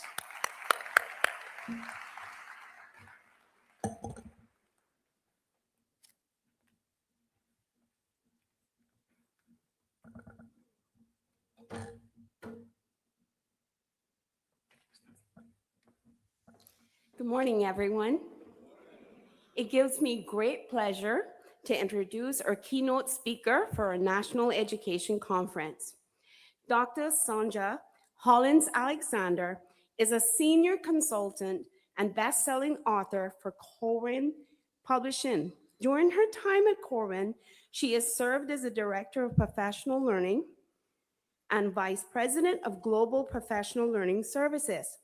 She has been in the field of education and publishing for 30 years, with 16 of them being in education leadership at the school, district, and higher education levels, and 11 of those being in educational consulting and publishing.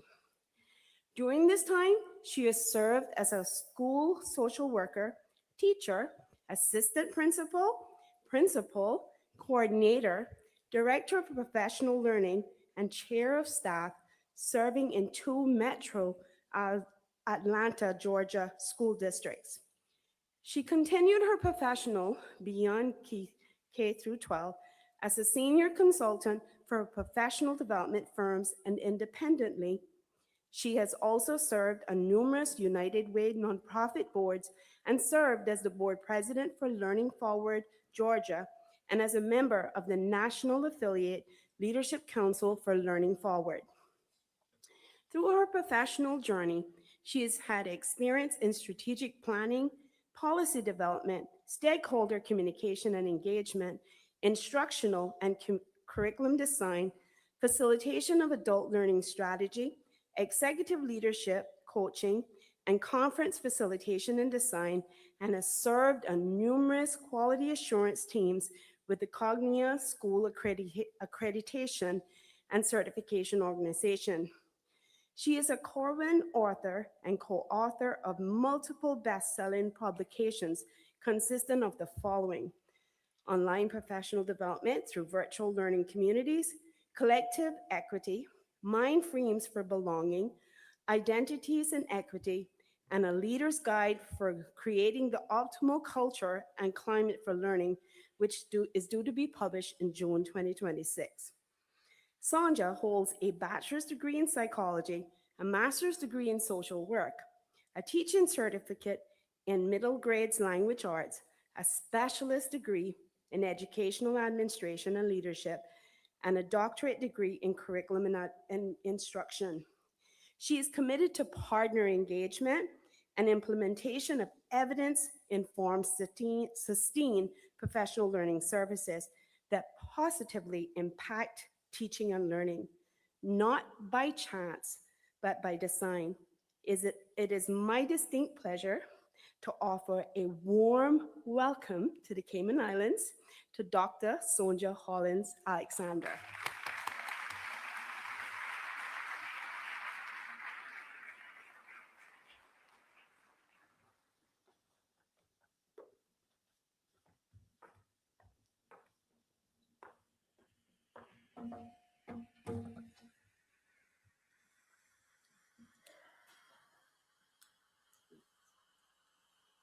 Good morning. That was a little bit much. First of all, I just want to thank you for welcoming me to this beautiful island. From when I stepped off the plane to everyone that I met today, the hospitality here has been exceptional. And I really appreciate the opportunity to be before you, distinguished educators and honorable guests. I really appreciated what I heard Honorable Anglin sharing a moment ago about us being a ray of sunshine. And so what I know is that there are several rays of sunshine that are sitting in the audience. And so today, as I am before you, my hope is that I leave you feeling impacted and knowing that creating this sense of belonging, not only for students, but for yourselves, is so critical to making sure that we're innovative, that we're inclusive, and most importantly, that we make an impact. And so as you heard my career, I would say to you that my journey has always been about advocating for teachers and for students. I would describe myself as having an advocate's heart. I don't believe that there's any profession better than the one that you are in. So before I get started, yes, give yourselves a round of applause. We give a lot of ourselves because we choose to, and we educate the future and we educate the world. And so this morning, I'm going to give you some evidence of how you can continue to make the impact that you've been making with students. And I know that you will leave here feeling confirmed and confident about who you are. Okay, oops, went a little fast. So the work that I have been doing and the writing that I have been engaged in is very much based in evidence and in research. What I think is so beautiful is that we have a lot of evidence around the effective practices and the things that we do in education. Our job is to make sure that we make the right decision so that we can make the impact that we desire. And so as I set off on this journey, really focusing on belonging and culture and climate, identities and equity, many people would say to me, well, Sonja, that's just a bunch of fluff. But I am here to tell you that creating a sense of belonging, elevating the identities of the students you serve, and making sure that they are valued and validated in the classroom will improve academic achievement. But even so, I want you to know that for yourself, that creating communities where you work with your colleagues and you elevate the interests and the ideas that you have will also create that sense. So when we think about the visible learning research, Professor John Hattie has spent his entire lifetime looking at evidence and the practices that not only make an impact in teaching and learning, but those that make the greatest impact. By a show of hands, how many of you are already familiar with the visible learning research? Yes, quite a few of you. In 2013, that's when I was introduced to Professor Hattie and that body of work, and it changed my trajectory. Not because I didn't feel confident in the things that I was doing, but now I know that there is evidence in the actions that I take that are going to make the impact on teaching and learning that I desire. So as you can see, the visible learning work is about making learning visible.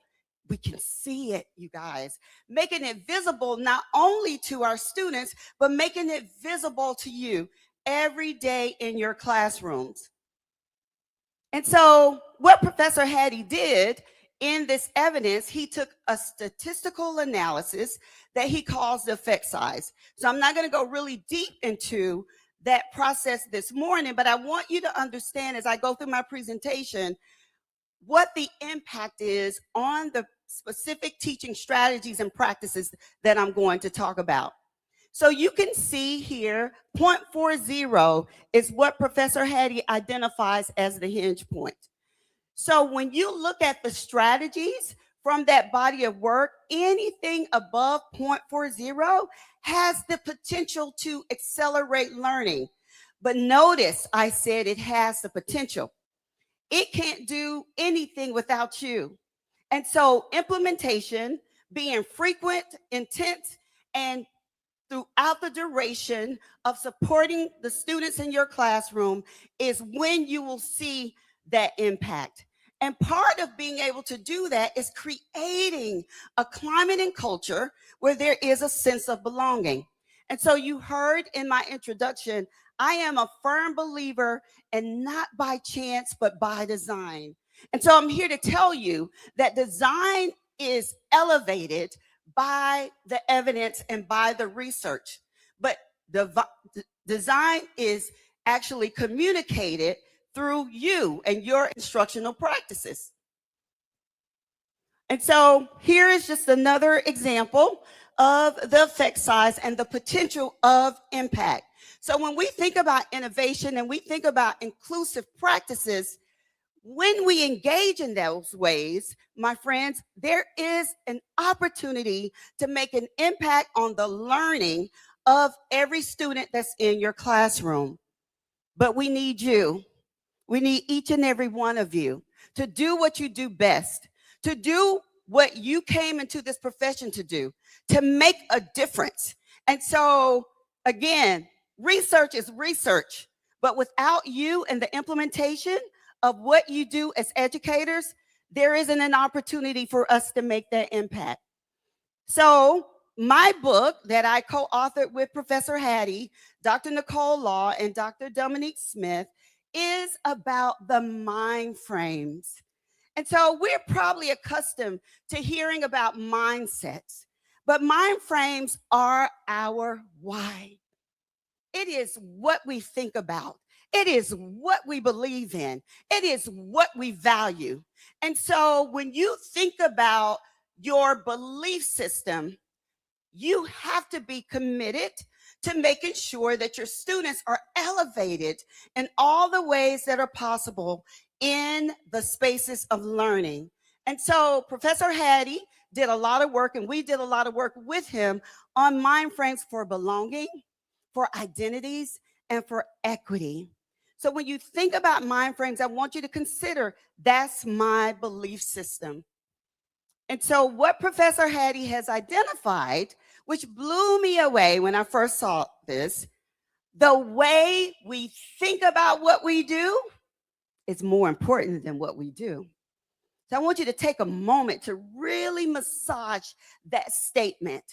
The way we think about what we do is more important than what we do. And the reason why these mind frames precede anything else, because if I don't believe in my students and I don't believe that they're going to succeed and excel, it's in my thoughts.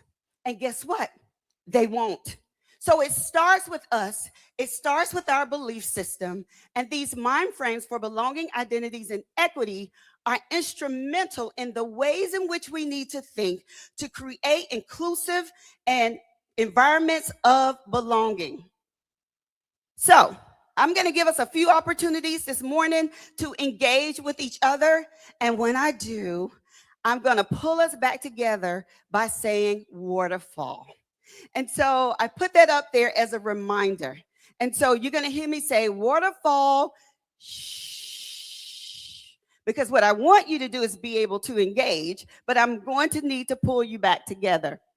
So these are the mind frames for belonging, identities, and equity. I want you to take a moment to look at these and consider this question. How might the BIE mind frames be a catalyst for educators coming together with a focus on belonging for all members of the learning community? I'm going to give you 3 minutes to look at these, turn and talk to your neighbor, and think about, all right, Sandra just said that the way I think about what I do is more important than what I do. When I look at these mind frames, like we value engagement and learning for all, or we cultivate, fortifying, and sustaining environments, why might these be a catalyst for creating a sense of belonging for the learning communities that we're part of? So take about 2 to 3 minutes, turn and talk, and discuss these mind frames with your neighbor.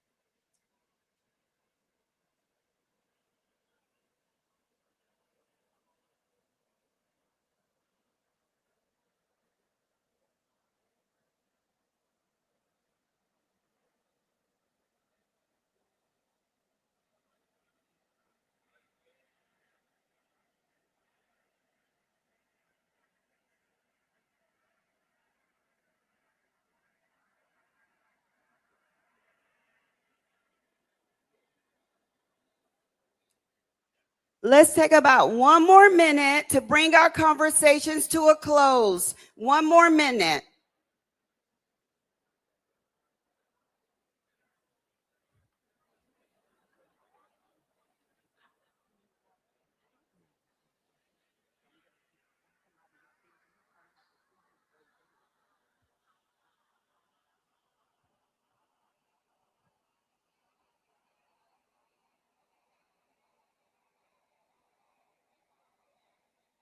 Okay, let's come back together. Waterfall. Shh. Awesome. So I see just a ray of sunshine out here before me. I would love for one person to just identify what was part of the conversation you had with your colleague. And I have a mic here. And so if you could just stand, and I'd like to hear, what did you discuss around how these mind frames can be a catalyst for creating a community of belonging? Oh, I know you're brave. And I heard lots of conversation.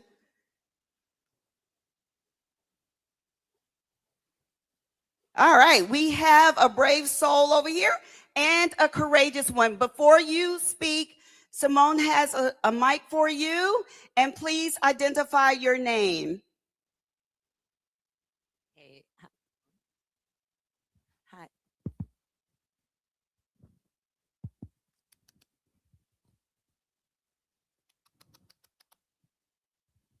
Good morning. I'm Angela Scott from John Gray High School. As we were talking, my partners and I, it's all about relationship building, being open and communicative and loving throughout whether we're working with our own children in the classroom or our coworkers. It's about being open and loving and communicating. I love that, Angela. Spot on. Yes, give Angela a round of applause. And Angela, I actually work for a publishing company. So I want you to go to the Corin website and pick out any book of your choice for being that courageous person. Thank you so much for sharing. So I need to bring Angela up here on the stage with me because she got it right. Relationships are critically important to making sure that we are able to actually exemplify the things that are identified in these mind frames. So when Professor Hattie, Nicole, and I worked on these mind frames, we did a Delphi study. But basically, we assessed people from all over the world to inquire and ask them, what would educators need to do to create that community and that culture of belonging? And so the analysis came up with these 10. But you will notice that intentionally there is the term we, because this work cannot be done in isolation. We have to do it together. So when you think about that, I want you to consider teacher-student relationships, Angela. Back to effect sizes. Remember, 0.40 is the hinge point. Anything above that has the potential to accelerate learning. So when you build relationships with your students, the effect size is 0.57, which is above the hinge point. So student-teacher relationships is not a nice to have, it's a need to have. So when we think about relationships, they fuel learning for our students. Rita Pearson, who we'll see a little bit later, said that kids don't learn from people they don't like. And I want to make it clear to you, it's not people who don't like them, it's people they don't like. And the only reason our students feel that way about us, because we haven't created a community of belonging. Oftentimes, they don't know if their teacher or the educators they work with know about them, love them, care for them. So relationships are important, and they're not extra, they are essential. So the next big piece of research is collective teacher-educator efficacy. And you can see right now, it's off the chart. So what is collective teacher-educator efficacy? It goes back to that belief system. Do we believe as a collective, as a group, as independent adults who support students that they can achieve and they can succeed, and that we're going to plan and make decisions around the best way for them to do that? And so there are many schools, didn't mean to go to that. There are many schools that are engaging in this consistently and have consistently to see the increase in student performance results. But again, here is the definition of collective teacher and educator efficacy. It's when we work together to plan, to moderate, to evaluate. We can't know our impact if we don't evaluate the things that we do. Critique the multiple interpretations of progress to achievement. And so achievement is important, but growth is critically important, and we need to celebrate it when we see it. So I'm about to show you a video of a high school in California, and I want you to notice what are some of the behaviors and the actions that are demonstrated by these educators and the students to create that culture of belonging through collective teacher and educator efficacy. The reality is that we're human beings, and human beings have social and emotional needs. That includes teachers. Teachers work incredibly hard. Our work is intellectually challenging, it's socially challenging, and it can definitely take an emotional toll. The more that we can be here to support one another, the better that we'll all be. Trust gives you permission to be wrong, and being wrong is an important step toward finding ultimately the right answer to any sort of a problem. Sabrina. Previously, my experiences were that you get to work, you sign in, you dash to your room, and you get started for the day. This school works really hard to make sure that no teacher is left on an island alone. We start with the morning meeting where you get to see your colleagues' faces. Just saying good morning is so important to setting the tone for the day. People know right away if maybe it was a rough start to the morning. Then I'm going to have a little bit more love as I go about my day to ensure that I'm my best self for my students. In every educational setting, we talk about modeling and modeling the dynamics of good relationships. For students to see that within us helps them to know how to interact with people that they come in contact with as well. They make me feel like I matter. They make me feel like they don't just care about me because they're teachers and they care about, straight A's. They care about me as a person and my well-being. So I feel like that's why we behave better. It makes me want to respect them back. I know that I'm at my worst when I'm in isolation because I'm only as good as me. The moment I start to have others to collaborate with, now that we're a collective, we can rise further together. Something that we've been working on for a couple of years is our professional learning communities. It truly is a collaborative experience where we are working together to problem solve things that are happening in each other's classrooms.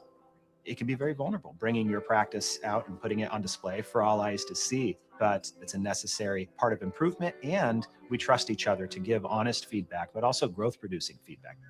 We recognize that by one of us getting better, we all get better. As a math teacher, I want my students to have a fantastic English experience. I want them to have a fantastic science experience. All of those things are things that I can leverage in the math classroom. Everyone supports you.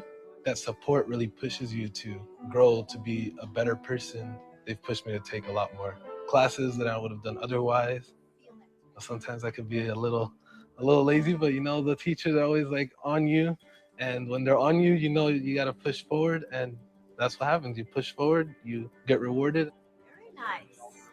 Every single day, in addition to a content learning intention and a language learning intention, we have a social learning intention. And the purpose of that shifts from day to day. We're building culture from the ground up.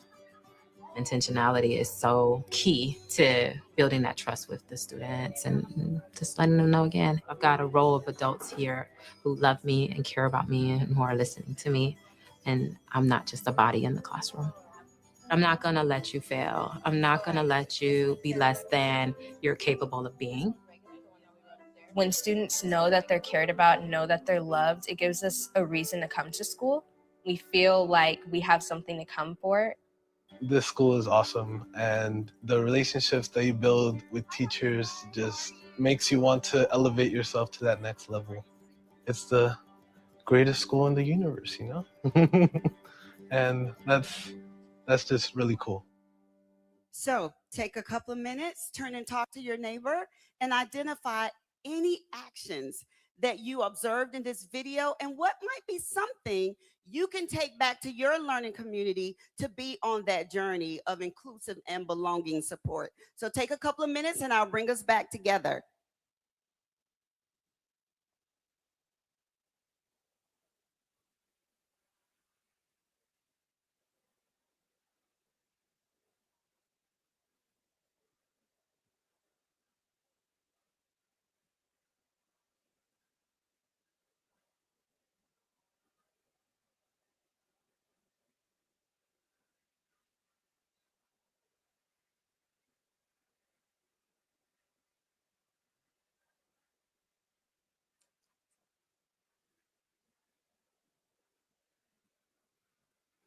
Take about one more minute to bring your conversations to a close.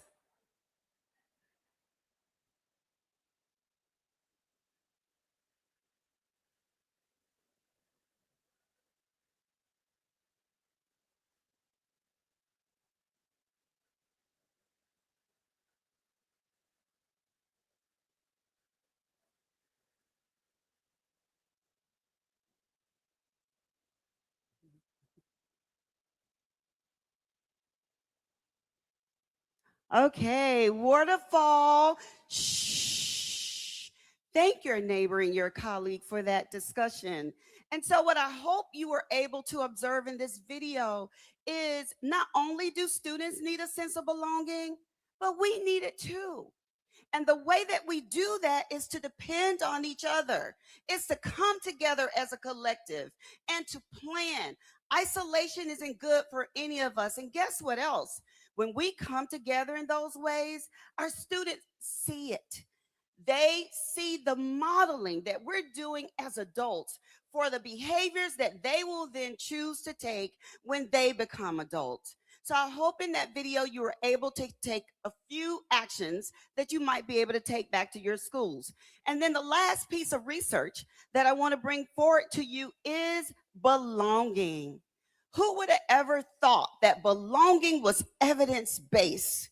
We all want to belong. Perhaps we know what it feels like when we do and when we don't. And so a sense of belonging has the ability to impact a student's performance and learning at 0.46, again, above the hinge point. So it's not a nice to have, it's essential. So when we think about belonging, right here, teaching the whole child is not possible without creating a sense of belonging for all learners, not for some of the learners, not the ones that sometimes come into our spaces and they feel easy to love. It's for all the learners.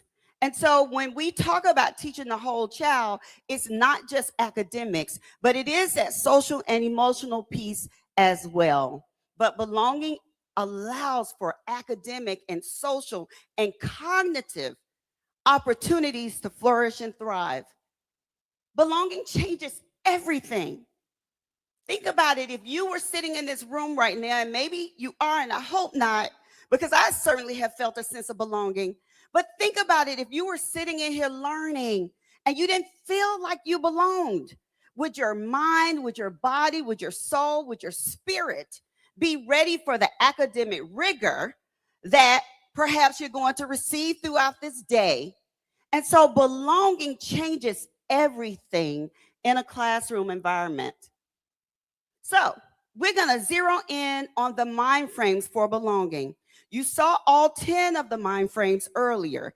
Those were reflective of belonging, identities, and equity. And so the 3 mind frames for belonging is we strive to invite all to learn. We evaluate engagement and learning for all. So we need to know our impact. Are all of our students engaged? Do they feel that sense of belonging?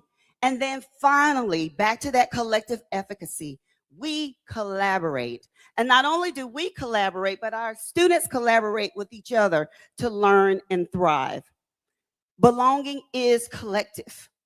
It is how we come together. It is how we feel when we come together. So I hope right now you have a sense of belonging. And as we go forward, you understand the critical opportunity for creating that for each and every student in your classroom, because every student deserves to belong. How do we create belonging, though? You've seen some actions of how we create the collective, but how do we provide affirmation and support and value and validation to our students so that they know that they belong? Do you know your students? Do you know them? Do you know their interests? Do you know about their families? Do you know what makes them happy? Do you know what makes them sad? Do you know what happened on the weekends? And better yet, do you know your colleagues? Do you know the sister or brother beside you that's doing the same thing that you're doing? Do you tap into their funds of knowledge? Do you seek to be a collaborative? Creating a sense of belonging is about affirming us in the identities of who we are. So, gonna see another video. This one is to focus on belonging. So what I'd like for you to do is, what specific practices about belonging did you observe and learning about from the video? Okay.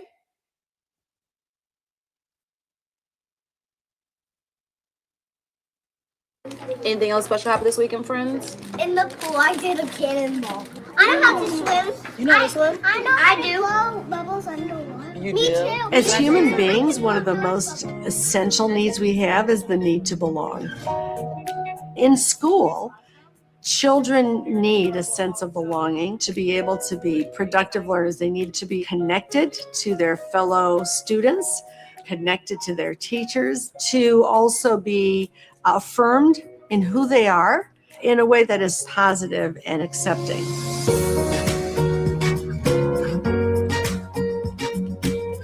I don't take swimming lessons. In a belonging classroom, there's a community being explicitly built. The teacher knows each child and things about each of those children that they can mention and draw on. I pay attention, I listen. I'm really invested in what they tell me. The students feeling loved, students feeling nurtured, students feeling like they have a place at school, they're safe. It activates their brain cells.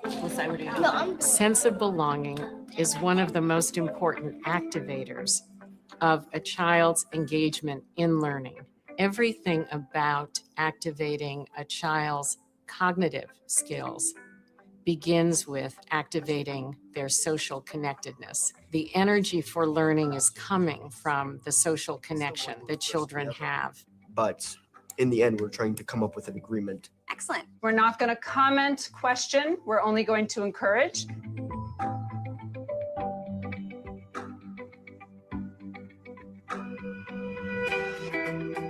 Because they're culturally and linguistically diverse students, I want to really make sure that we are making them feel connections. All the writing we do in our class, it's very much about them. It helps and promotes them to find their own voice and to share their stories. Sometimes people think every Muslim person is a target or is a terrorist. Thank you, Anissa. What did this show us about what we are good at as a group? Working together, because we often argue a lot. Today, we did an activity that was really designed to get them thinking about how they're going to support each other. I think that reiterating the idea that we're in this together, I think it's hard to find the time, but doing some team building exercises at the beginning of the year and revisiting them can really help illustrate that point. In a belonging classroom, they have a community that may meet in classroom meetings to problem solve together, to read stories together, to tell successes and accomplishments or important events together. They celebrate like families do, things that each other have done or have experienced. Let's talk about what we admire about some of our friends. I admire Jazara because she is so compassionate. And when we're talking about being compassionate and being supportive of one another, it's to build that deeper connection for everyone, just to feel like this is their school family, this is somewhere they're loved, they're nurtured, they're taken care of, they're valued. Thank you for speaking. The community becomes a place where you can bring your emotions, your fears, your needs. You can be honest about what's going on and know that there will be acceptance, support, and love that's available to carry you through. We all can work together and we all can try to strategize together and create a better pathway for others to be successful. And we can make it fun. They're working together. They take care of each other, not just personally, but academically. We're always pushing each other. So take 3 minutes, turn and talk to your neighbor or a new neighbor on the other side of you and identify what were some specific practices you were able to observe where these teachers created a sense of belonging and the students in their classroom. And then we'll come back together.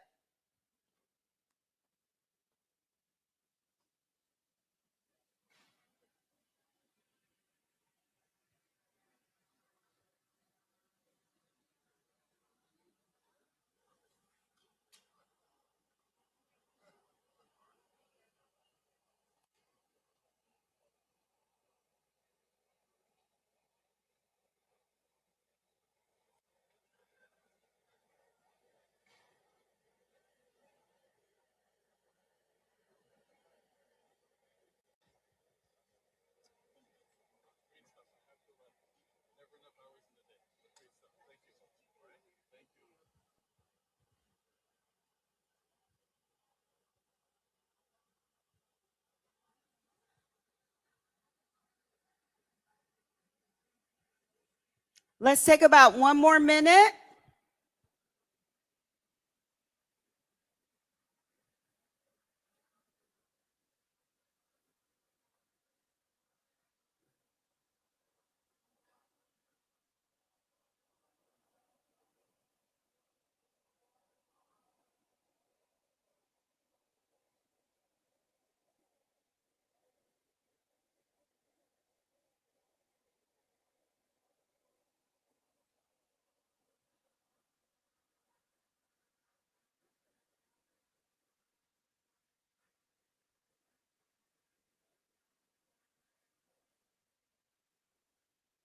Okay, let's come back together. Waterfall. Shh. All right, I love another brave soul, another courageous soul to collaborate with me and all of your colleagues in this room regarding a practice you saw or something that you feel like you can take back to your classroom tomorrow. Just raise your hand. Yay, we have one here. So if you could identify your name. Good morning. My name is Deborah Power Zergat. Yes. I'm a librarian in Kim and Brack schools. We were talking about this lady and I, Miss Denise. We're talking about how the children said a positive thing about each other. So we can take this back and in our classrooms, in our sessions, in our groups, we can say, what is it that you like about this child, and give them affirmations and even ask them, what do you like about me, your I love it. educator? What is it that you don't like about me? So that you're putting everything on the table and you're saying there's room for improvement in all of us. Thank you, Miss Deborah. Yes, a round of applause. What a great example. And I love that you were able to identify strategies.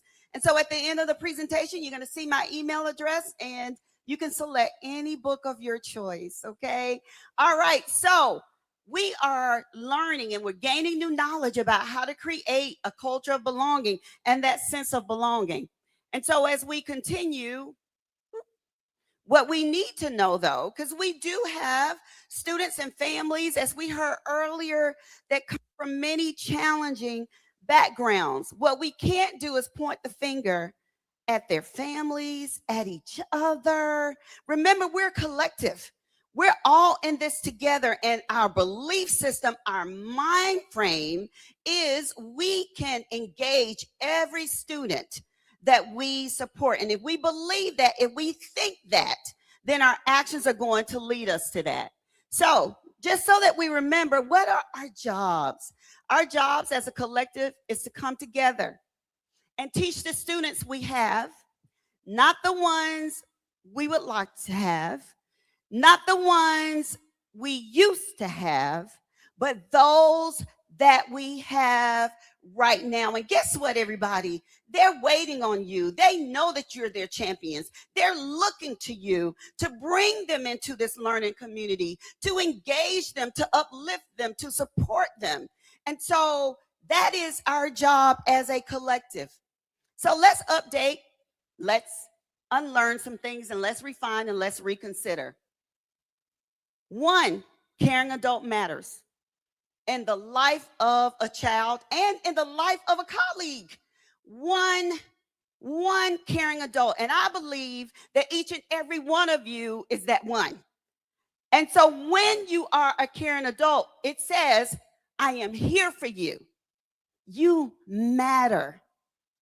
And I am committed to your learning. I'm going to scaffold. I'm going to utilize different strategies because I believe and I know that you can get there because of my commitment. And I'm going to reach out to my colleagues all over the ministry. I'm going to get resources.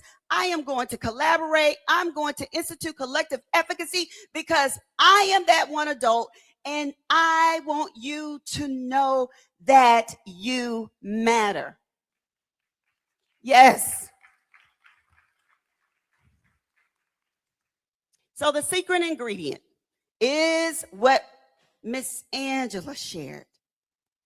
Teacher-student interactions create visibility because I see you. Thank you, Miss Sonja. I see you. I see that you care. You're here in the room. You're helping me when I struggle. Trust. Trust is built on honesty and commitment to your actions. So I can trust you if you do what you say you're going to do. So if you believe and you're committed to my learning, then when you come to school every day, that's what you're going to do. And you're not going to give up on me. And so I trust you when you do that. And identity affirmation and a community that believes in them. We know that teacher-students relationships multiply. This is research, multiply, and the likelihood of students achieving. Not our content knowledge, although that's important, because we do need to know what we're teaching about. Not what school we went to, not the neighborhood we're from, not the church we go to, but our relationship with that one student can change the trajectory of their lives. And so Rita Pearson has encouragement for all of us. And so as I bring this to a close, I want you to channel your inner Rita Pearson when you go back to your schools. I have had classes that were so low, so academically deficient that I cried.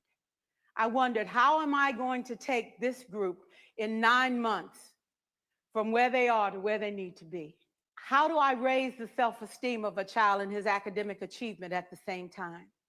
One year I came up with a bright idea. I told all my students, you were chosen to be in my class because I am the best teacher and you are the best students. They put us all together so we could show everybody else how to do it. One of the students said, really? I said, really?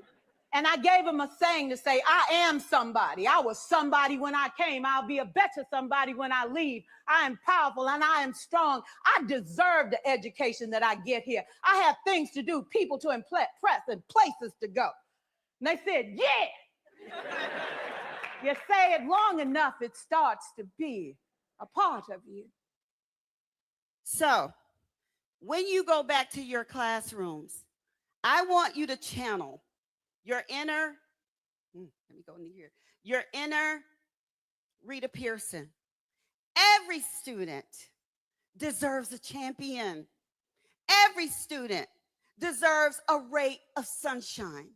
Every student deserves a caring adult. Every student deserves the commitment that you agreed to when you became a teacher. And I believe that each and every one of you educators, you're that person. You're that caring adult. You're the secret ingredient. And without a doubt, as we focus on innovation, inclusion, and impact, there is no better person to make that happen than each and every one of you. I believe in you. I want you to start believing in yourselves as a collective. I want you to come together and plan and make adjustments and do the things that you know how to do to uplift your learning community and create that culture of belonging.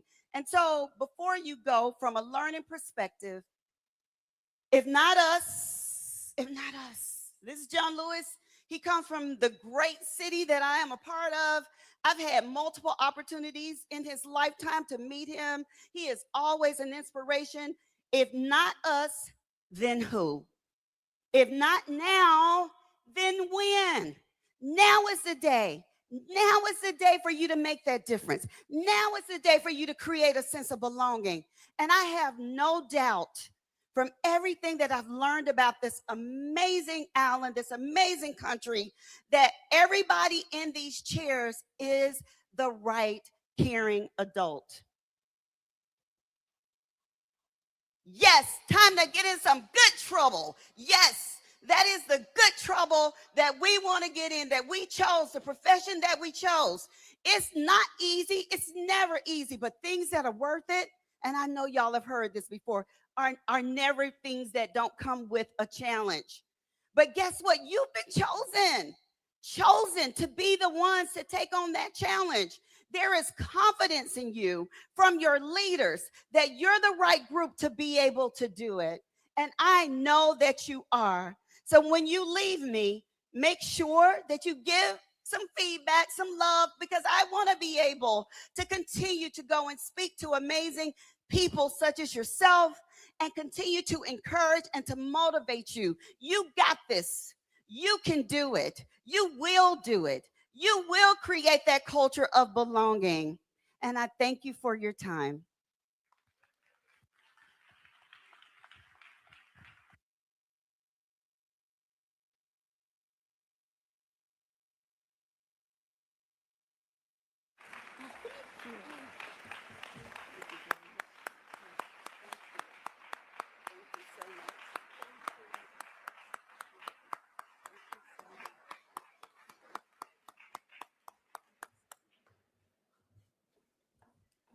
Thank you, Dr. Hollins-Alexander, for sharing your insights, experience, and practical strategies with us. I think I could speak for the room and everybody online that we all found it truly inspiring.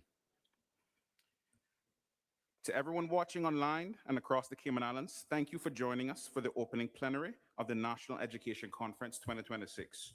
We are grateful that you took the time to be a part of this important national conversation on education, growth, and opportunity.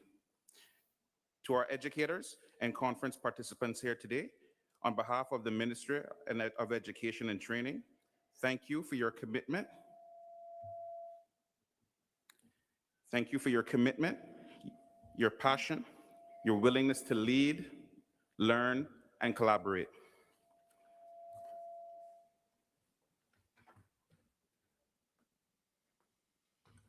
We now invite you to transition to your scheduled workshops where the conversations and learning will continue throughout the day. Just as a reminder, if you haven't checked in or registered for your session as yet, please go to the booth to my right in the foyer and the conference team will be there to help you out. Thank you again for joining us. Have a productive conference and enjoy the rest of your day.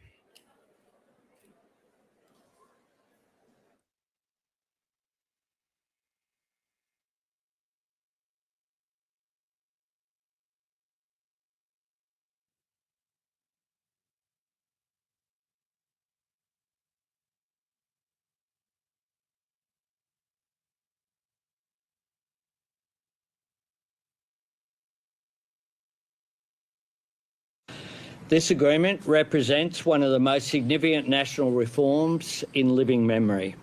These reforms will ensure that Australians can continue to access world-class healthcare as well as disability supports. It prioritises investment in our precious public health system and builds on my government's measures to strengthen Medicare.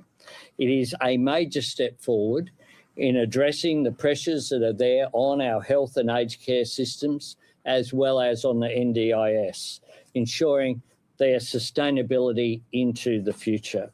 As part of this deal, the Commonwealth will provide an additional $25 billion for public hospitals to reach a record $219.6 billion over the next 5 years.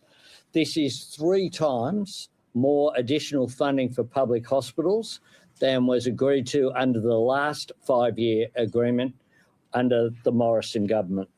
We also committed to working together to make the NDIS better and more sustainable. We want growth in the future to be 6% or less and have agreed to work towards that. My government will continue to help states to take pressure off their hospitals as well on top of this agreement through the 1-800 Medicare system that began on January 1, through the additional urgent care clinics, of which we will have 137, 120 of those are already open, and they're taking pressure off emergency departments. And the record new investment in expanding bulk billing is working. There are now 3,300 medical centres that are fully bulk billed. 1,300 of those are new as a direct result of our tripling of the bulk billing incentive. In addition to that, we are opening 92 Medicare mental health clinics, cheaper medicines for every Australia, and delivering the most significant aged care reforms that have been implemented by any government this century. The success of our Commonwealth has always been about finding common ground. And I want to thank the Premiers and Chief Ministers for the work that we've done together over a long period of time, making sure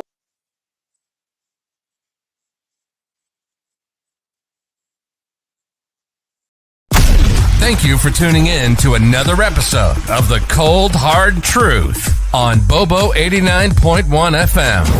Cayman's #1 talk show is live weekdays from 7:30 a.m. Never miss an episode again. Watch anytime on CMR's Facebook and YouTube channels for the latest show episodes. Don't forget to follow us online on our social media channels. And visit CaymanMarlRoad.com for all the latest news and community happenings.